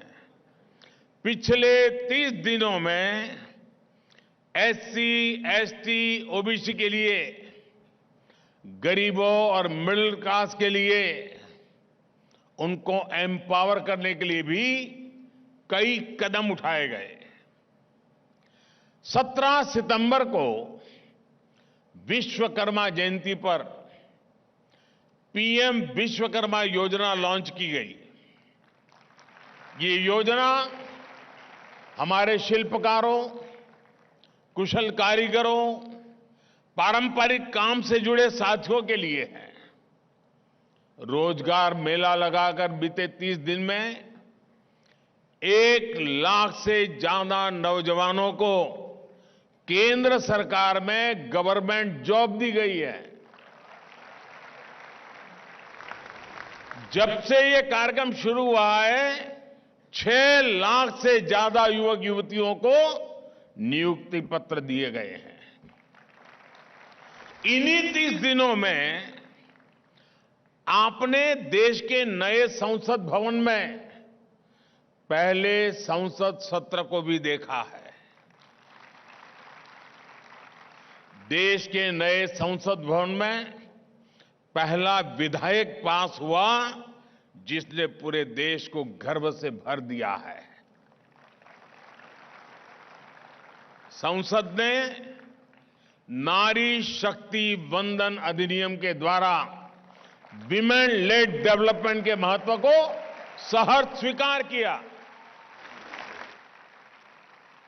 साथियों, बीते 30 दिनों में ही देश में इलेक्ट्रिक मोबिलिटी के विस्तार के लिए एक और बड़ा निर्णय हुआ।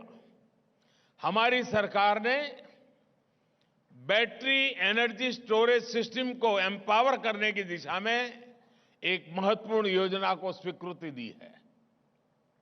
कुछ दिनों पहले द्वारका में अशोक भूमि इंटरनेशनल कन्वेंशन सेंटर को हमने राष्ट्र को समर्पित किया है। युवाओं को स्पोर्ट्स में अधिक अवसर मिले, इसके लिए मैंने वाराणसी में इंटरनेशनल क्रिकेट स्टेडियम का भी शिलान्यास किया। 2 दिन पहले मैंने 9 वंदे भारत ट्रेन्स को हरी झंडी दिखाई। एक दिन में एक साथ इतनी आधुनिक ट्रेनें शुरू होना भी हमारी स्पीड और स्केल का प्रमाण है। पेट्रोकेमिकल सेक्टर में भारत की आत्मनिर्भरता को बढ़ाने के लिए एक और बड़ा कदम इन 3 दिनों में हमने उठाया है। मध्य प्रदेश में स्थित एक रिफाइनरी में पेट्रोकेमिकल कॉम्प्लेक्स का शिलान्यास किया गया है।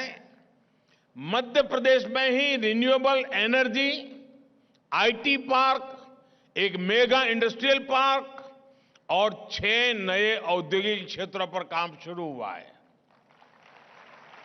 ये जितने भी काम मैंने गिनाए हैं, इनका सीधा संबंध युवाओं की स्किल्स से है, युवाओं के लिए जॉब क्रिएशन से है। ये लिस्ट इतनी लंबी है कि पूरा समय इसी में बीत जाएगा। ये 30 दिन का मेरा हिसाब मैं दे रहा था आपको। अब आपने अपना हिसाब लगाया क्या? आप ज्यादा से ज्यादा कहेंगे 2 मूवी देखी।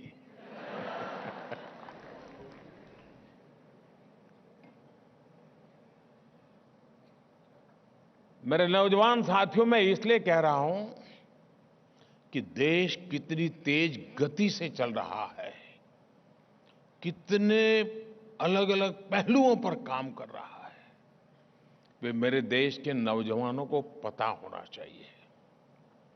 साथियों, युवा वहीं पर आगे बढ़ते हैं जहां ऑप्टिमिज्म, अपॉर्चुनिटीज और ओपननेस होती है।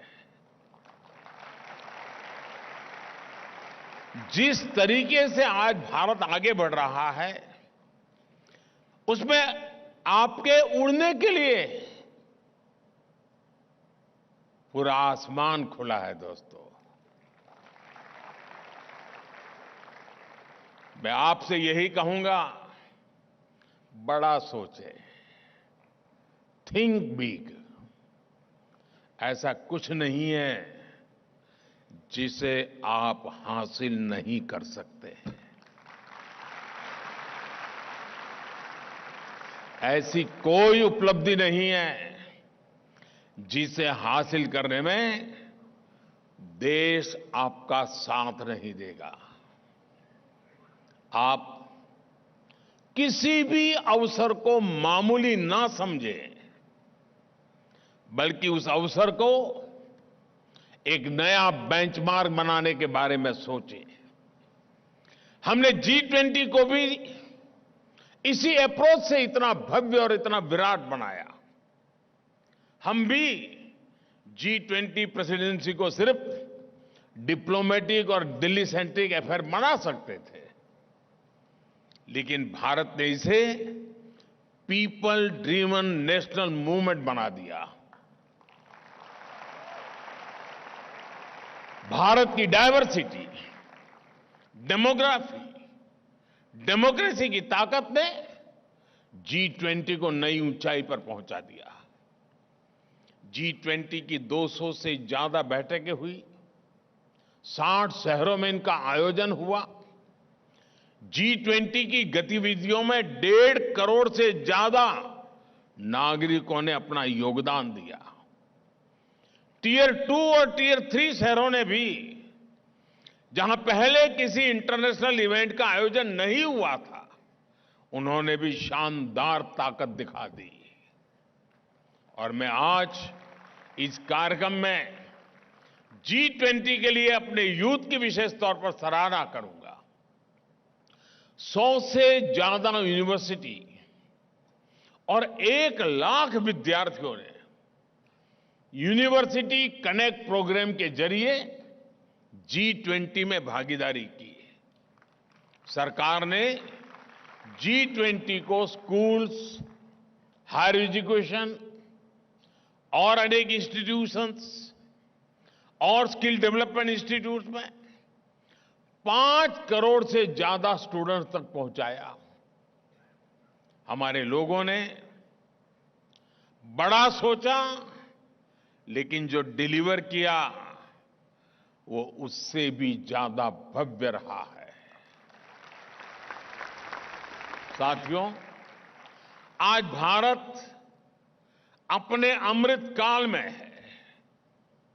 ये अमृत काल आप जैसी अमृत पीढ़ी का ही काल है। 2047 में हम देश की आजादी के 100 वर्ष पूरे करेंगे।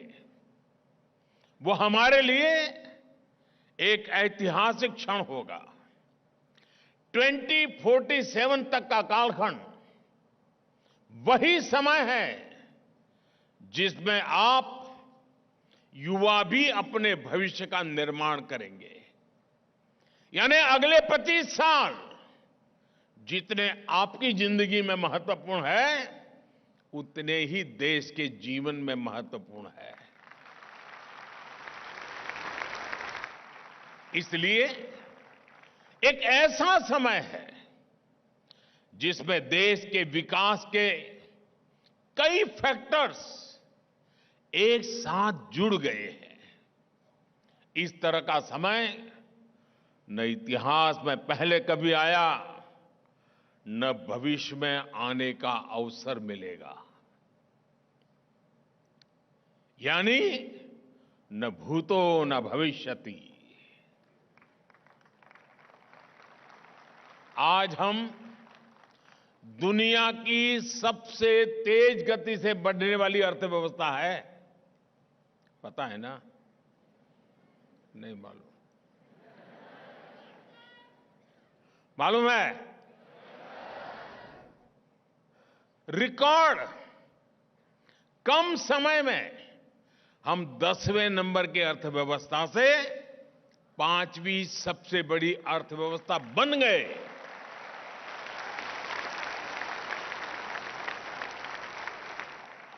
आज भारत पर दुनिया का भरोसा बुलंद है।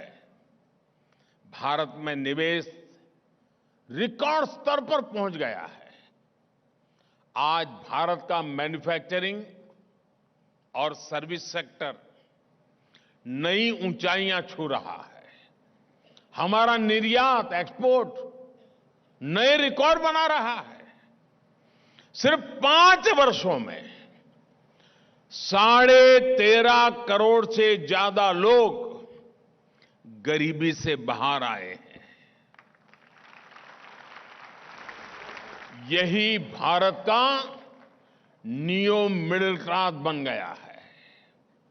देश में सोशल इंफ्रास्ट्रक्चर, फिजिकल इंफ्रास्ट्रक्चर और डिजिटल इंफ्रास्ट्रक्चर के निर्माण से विकास में अभूतपूर्व तेजी आ गई है।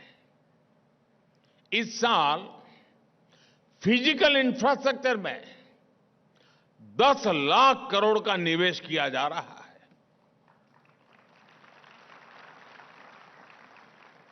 और इस तरह का निवेश साल दर साल बढ़ता ही जा रहा है। आप कल्पना कीजिए कि इसका कितना बड़ा प्रभाव हमारी अर्थव्यवस्था पर पड़ेगा और कितने नए अवसर तैयार होंगे। साथियों, आप जैसे युवाओं के लिए ये अवसरों का दौर है। साल 2020 के बाद करीब 5 करोड़ साथी ईपीएफओ पेरोल से जुड़े हैं। इनमें से लगभग 3.5 करोड़ लोग ऐसे हैं जो पहली बार ईपीएफओ के दायरे में आए हैं। पहली फॉर्मल जॉब्स उन्हें मिली है। इसका मतलब ये है कि आप जैसे युवाओं के लिए फॉर्मल जॉब्स के मौके भारत में लगातार बढ़ रहे हैं। 2014 से पहले हमारे देश में 100 से भी कम स्टार्टअप्स थे। कितने? मैं इसलिए बुला रहा हूं क्योंकि क्लास में हम लोग ऐसे ही पढ़ते हैं ना। कितने स्टार्टअप 2014 के पहले? कितने? आज इनकी संख्या 1 लाख को भी पार कर गई है।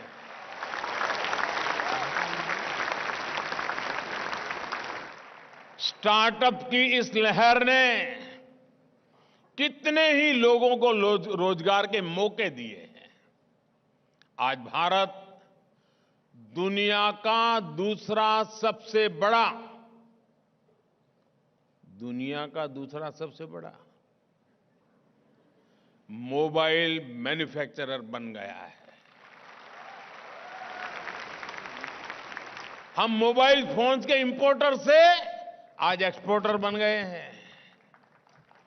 इसके कारण भी बड़ी संख्या में नौकरियों के अवसर बने हैं। डिफेंस मैन्युफैक्चरिंग के क्षेत्र में भी बीते कुछ वर्षों में बड़ा विकास हुआ है। 2014 की तुलना में डिफेंस एक्सपोर्ट करीब 23 गुना बढ़ा है। जब इतना बड़ा परिवर्तन होता है तो डिफेंस इकोसिस्टम की पूरी सप्लाई चेन में भी बड़ी संख्या में नई नौकरियों के अवसर बनते हैं। मैं जानता हूं कि हमारे कई युवा साथी जॉब सीकर के बजाय जॉब क्रिएटर बनना चाहते हैं। सरकार की मुद्रा योजना के जरिए देश के छोटे व्यापारियों को आर्थिक मदद मिलती है। आज 8 करोड़ लोगों ने 8 करोड़, आप कल्पना कीजिए, आंकड़ा बहुत बड़ा है ये। 8 करोड़ लोगों ने फर्स्ट टाइम एंटरप्रेन्योर, जिनके परिवार में कभी एंटरप्रेन्योर के नाते कोई नहीं था, फर्स्ट टाइम एंटरप्रेन्योर के तौर पर अपना कोई बिजनेस शुरू किया है, कोई कारोबार शुरू किया है, अपना काम शुरू किया है। पिछले 9 वर्षों में 5 लाख कॉमन सर्विस सेंटर भी खोले गए हैं।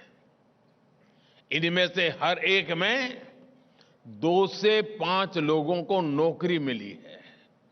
साथियों, ये सब भारत में आई पॉलिटिकल स्टेबिलिटी, पॉलिसी क्लैरिटी और हमारे डेमोक्रेटिक वैल्यूज की वजह से हो रहा है। पिछले 9 वर्षों में भ्रष्टाचार को कंट्रोल करने के ईमानदार प्रयास हुए हैं। आप में से बहुत सारे विद्यार्थी वो होंगे जो 2014 में, आज से 10 साल पहले, उनकी उम्र क्या होगी?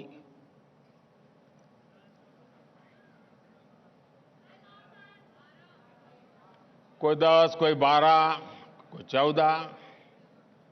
तो उस समय उनको पता ही नहीं होगा कि हेडलाइन अखबार में क्या आती थी, कैसे भ्रष्टाचार ने देश को बर्बाद करके रखा था। साथियों, आज मैं बड़ा गर्व से कह सकता हूं, बिचौलियों और लीकेज को रोकने के लिए नए टेक्नोलॉजी आधारित सिस्टम हमने बनाए हैं। कई तरह के रिफॉर्म्स लाकर और दलालों को सिस्टम से बाहर कर एक पारदर्शी व्यवस्था बनाई गई है। बेईमानों को सजा और ईमानदारी को सम्मान दिया जा रहा है। मैं हैरान हूं, आजकल मुझ पर एक आरोप क्या है कि मोदी लोगों को जेल में डालता है। अब मुझे बताइए भाई, देश का माल चोरी किया है तो कहां रहेंगे? कहां रहना चाहिए? ढूंढ ढूंढ करके भेजना चाहिए कि नहीं भेजना चाहिए? जो काम आप चाहते हैं वही मैं कर रहा हूं ना। कुछ लोग बड़े परेशान हैं। साथियों, विकास की यात्रा को जारी रखने के लिए क्लीन, क्लियर और स्टेबल गवर्नेंस बहुत जरूरी है। अगर आपने निश्चय कर लिया तो 2047 तक भारत को एक विकसित, समावेशी और आत्मनिर्भर देश बनने से कोई नहीं रोक सकता।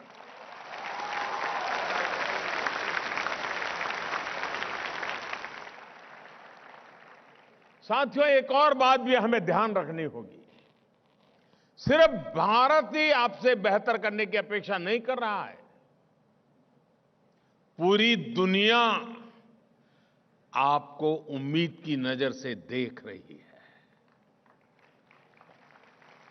दुनिया को भारत का और भारत के युवाओं का पोटेंशियल और परफॉर्मेंस दोनों का पता चल चुका है। अब उनको समझाना नहीं पड़ता, इंडिया का बेटा है तो क्या होगा, इंडिया की बेटी है तो क्या होगा। वो समझ जाता है, भाई ये तो मान लो।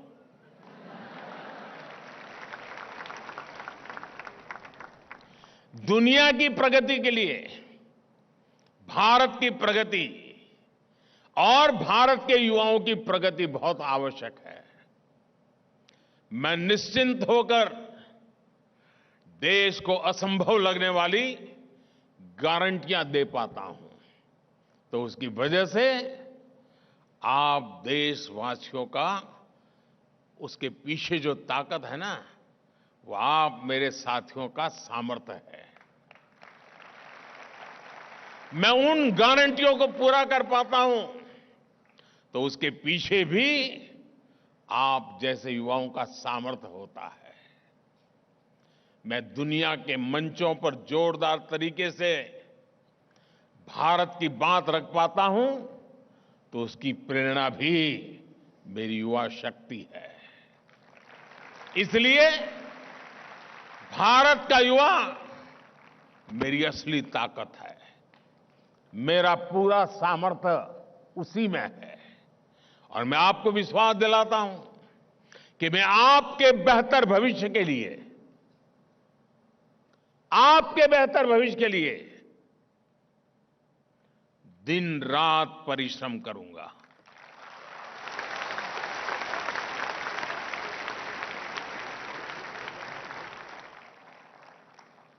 लेकिन फ्रेंड्स, मेरी आपसे भी अपेक्षाएं हैं। मैं आज आपसे भी कुछ मांगना चाहता हूं। बुरा नहीं लगेगा ना?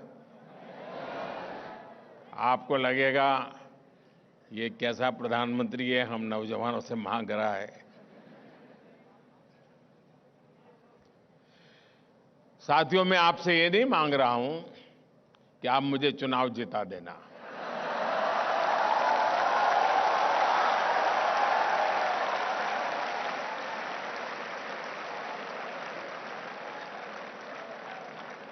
साथियों, मैं आपसे ये भी नहीं कहूंगा कि मेरी पार्टी में आप शामिल हो जाइए।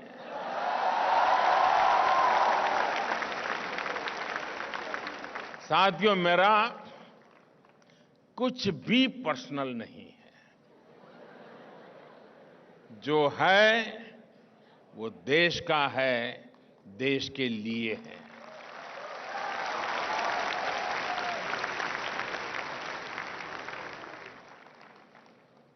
और इसलिए मैं आज आपसे कुछ मांग रहा हूं, देश के लिए मांग रहा हूं। स्वच्छ भारत अभियान को सफल बनाने में आप युवाओं की बहुत बड़ी भूमिका रही है। लेकिन स्वच्छाग्रह एक दो दिन का इवेंट नहीं है, ये एक सतत प्रक्रिया है। इसे हमें आदत बनाना पड़ रहा है और इसलिए 2 अक्टूबर को पूज्य बापू की जन्म जयंती से ठीक पहले 1 अक्टूबर को स्वच्छता से जुड़ा बहुत बड़ा कार्यक्रम पूरे देश में होने वाला है। आप सभी युवा साथियों को इसमें बढ़ चढ़ के हिस्सा लेने के लिए मैं आपसे मांग कर रहा हूं। करेंगे पूरा? पक्का करेंगे? आपकी यूनिवर्सिटी भी लगेगी? आप कोई एरिया तय करके पूरी तरह क्लीन करके रहेंगे? मेरा दूसरा आग्रह है, डिजिटल लेन देन को लेकर है, यूपीआई से जुड़ा है। आज पूरी दुनिया डिजिटल भारत की, यूपीआई की इतनी प्रशंसा कर रही है, ये गौरव भी आपका है। आप सभी युवा साथियों ने इसको तेजी से अपनाया भी और फिनटेक में उससे जुड़े अद्भुत इनोवेशन भी किए। अब इसके विस्तार की, इसको नई दिशा देने का दायित्व भी मेरे नौजवानों को ही उठाना होगा।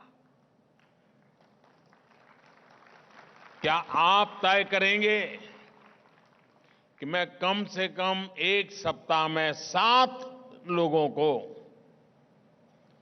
यूपीआई ऑपरेट करना सिखाऊंगा, यूपीआई से काम करना सिखाऊंगा, डिजिटल लेन देन सिखाऊंगा? करेंगे? देखिए, देखते ही देखते बदलाव शुरू हो जाता है दोस्तों। साथियों, मेरा आपसे तीसरा एक आग्रह और मेरी मांग है, वोकल फॉर लोकल को लेकर है। साथियों, इसको आप ही आगे बढ़ा सकते हैं। अगर एक बार आपने इसको हाथ में ले लिया ना, दुनिया फिर रुकने वाली नहीं है, मान लीजिए दोस्तों। क्योंकि मेरा आपकी ताकत पर भरोसा है। आपको अपनी ताकत पे भरोसा है कि नहीं मुझे मालूम नहीं, मुझे है। देखिए, ये समय त्योहारों का है। आप प्रयास करें कि त्योहारों में गिफ्ट देने के लिए जो भी आप खरीदारी करें, वो मेड इन इंडिया हो।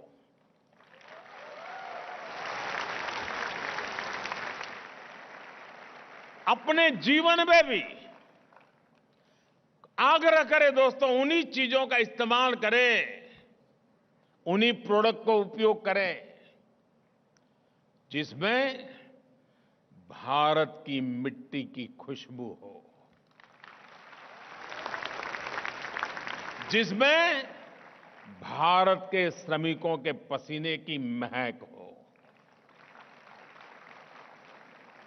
और वोकल फॉर लोकल का यह अभियान सिर्फ त्योहारों तक सीमित नहीं रहना चाहिए।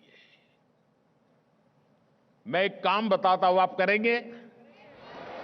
होमवर्क के बिना तो क्लास होता ही नहीं है। करेंगे? कुछ लोग तो बोलते ही नहीं है। आप अपने परिवार के सब लोगों के साथ मिलकर के कागज पेन लेकर के, या तो फिर मोबाइल पर लिखते हो तो मोबाइल पे सूची बनाइए कि आपके घर में जिन चीजों का आप उपयोग करते हैं, 24 घंटे में जिन जिन चीजों का आप उपयोग करते हैं, उसमें कितनी हमारे देश की हैं और कितनी बाहर की है। बनाएंगे सूची?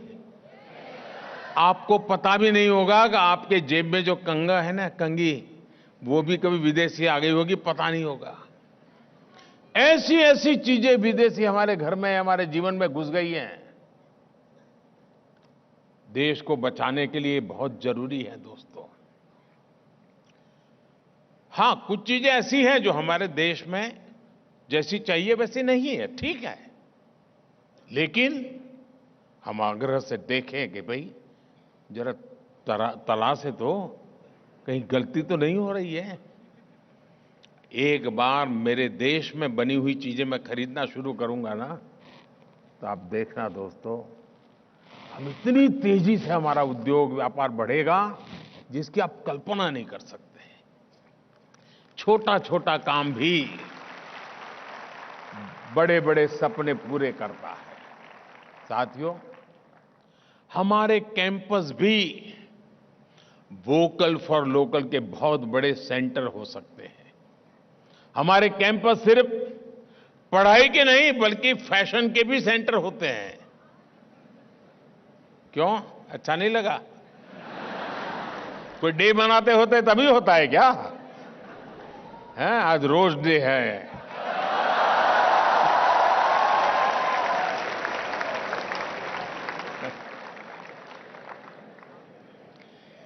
क्या हम खादी को, भारतीय फैब्रिक को कैंपस का फैशन स्टेटमेंट नहीं बना सकते? आप सभी युवाओं में ये ताकत है। आप मार्केट को, ब्रांड्स को, डिजाइनर्स को अपनी तरफ मोड़ने के लिए मजबूर कर सकते हैं। कॉलेज और यूनिवर्सिटी कैंपस में अनेक कल्चरल फेस्टिविटीज होती है, एक्टिविटीज होती है। उसमें हम खादी से जुड़े फैशन शो करा सकते हैं। हम अपने विश्वकर्मा साथियों, हमारे आदिवासी साथियों के शिल्प को प्रदर्शित कर सकते हैं। ये भारत को आत्मनिर्भर बनाने का, भारत को विकसित बनाने का रास्ता है। इसी रास्ते पर चलते हुए हम बड़ी संख्या में रोजगार निर्मित कर सकते हैं। और आप देखिए, ये जो 3 छोटी छोटी बातें मैंने बताई है, आपके सामने जो मैंने कुछ मांग रखी है, आप एक बार देख लेना आपको कितना फायदा होता है, देश को कितना फायदा होता है, किसको कितना फायदा होगा। जरूर देखिए मेरे नौजवान साथियों, अगर हमारा यूथ, हमारी नई जनरेशन एक बार ठान लेना तो इच्छित परिणाम मिल ही जाता है। मुझे विश्वास है कि भारत मंडपम से आप आज जाएंगे, ये संकल्प लेकर के जाएंगे और संकल्प लेकर अपने इन सामर्थ्य को भी जरूर प्रकट करके रहिएगा। साथियों, हम पल भर के लिए सोचिए, हम वो लोग हैं जिन्हें देश के लिए मरने का मौका नहीं मिला है। जो सौभाग्य भगत सिंह को मिला, सुखदेव को मिला, चंद्रशेखर को मिला, आजाद को मिला, हमें नहीं मिला। लेकिन भारत के लिए जीने का मौका हमें मिला है।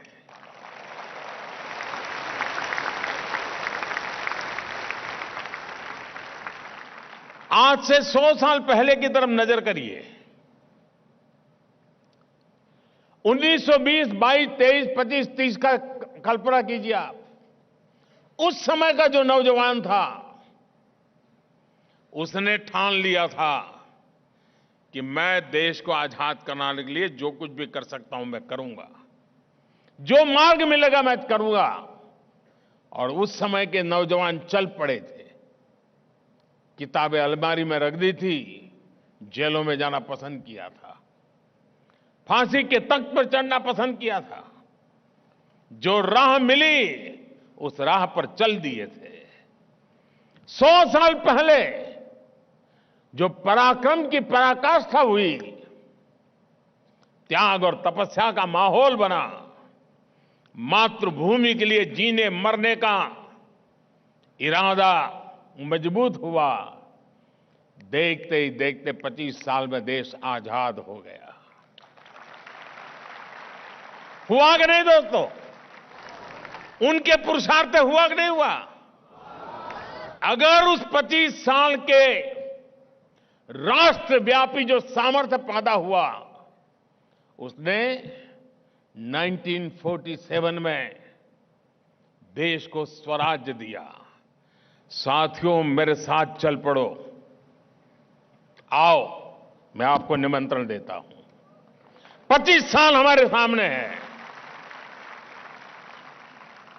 100 साल पहले जो हुआ था, हम एक बार वो स्वराज्य के लिए चले थे, हम समृद्धि के लिए चल पड़े। 25 साल में इस देश को समृद्ध बना करके रहेंगे। उसके लिए मुझे जो करना पड़ेगा, मैं पीछे नहीं हटूंगा। आत्मनिर्भर भारत समृद्धि के द्वार खोलता है दोस्तों। आत्मनिर्भर भारत स्वाभिमान को नई ऊंचाई पर पहुंचाता है। उस संकल्प को लेकर के चलिए, आइए हम मिलकर के एक समृद्ध भारत का संकल्प पूरा करें। 2047 में हम डेवलप कंट्री होने चाहिए।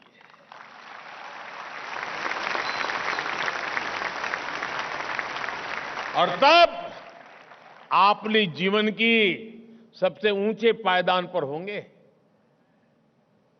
25 साल के बाद आप जहां भी होंगे, अपने जीवन के सबसे ऊंचे पायदान पर होंगे। आप कल्पना करो दोस्तों, मैं जो आज मेहनत कर रहा हूं ना, और कल मैं आपको लेकर के मेहनत करने वाला हूं, वो आपको कहां से कहां पहुंचा देगा। आपके सपने साकार होने में कोई रोक नहीं कर सकता है दोस्तों।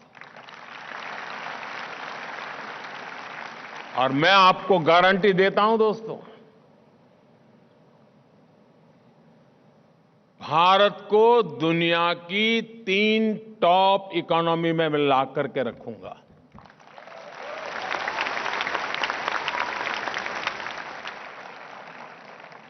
और इसीलिए मैं आपका साथ चाहता हूं, आपका सहयोग चाहता हूं, मां भारती के लिए चाहता हूं, 140 करोड़ भारतवासियों के लिए चाहता हूं।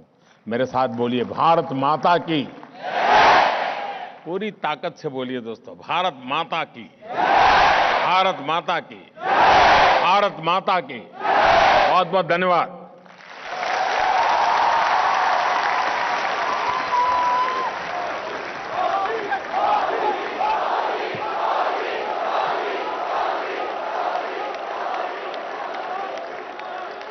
बहुत बहुत धन्यवाद माननीय प्रधानमंत्री जी, आपके प्रेरणादायक शब्दों के लिए हार्दिक आभार।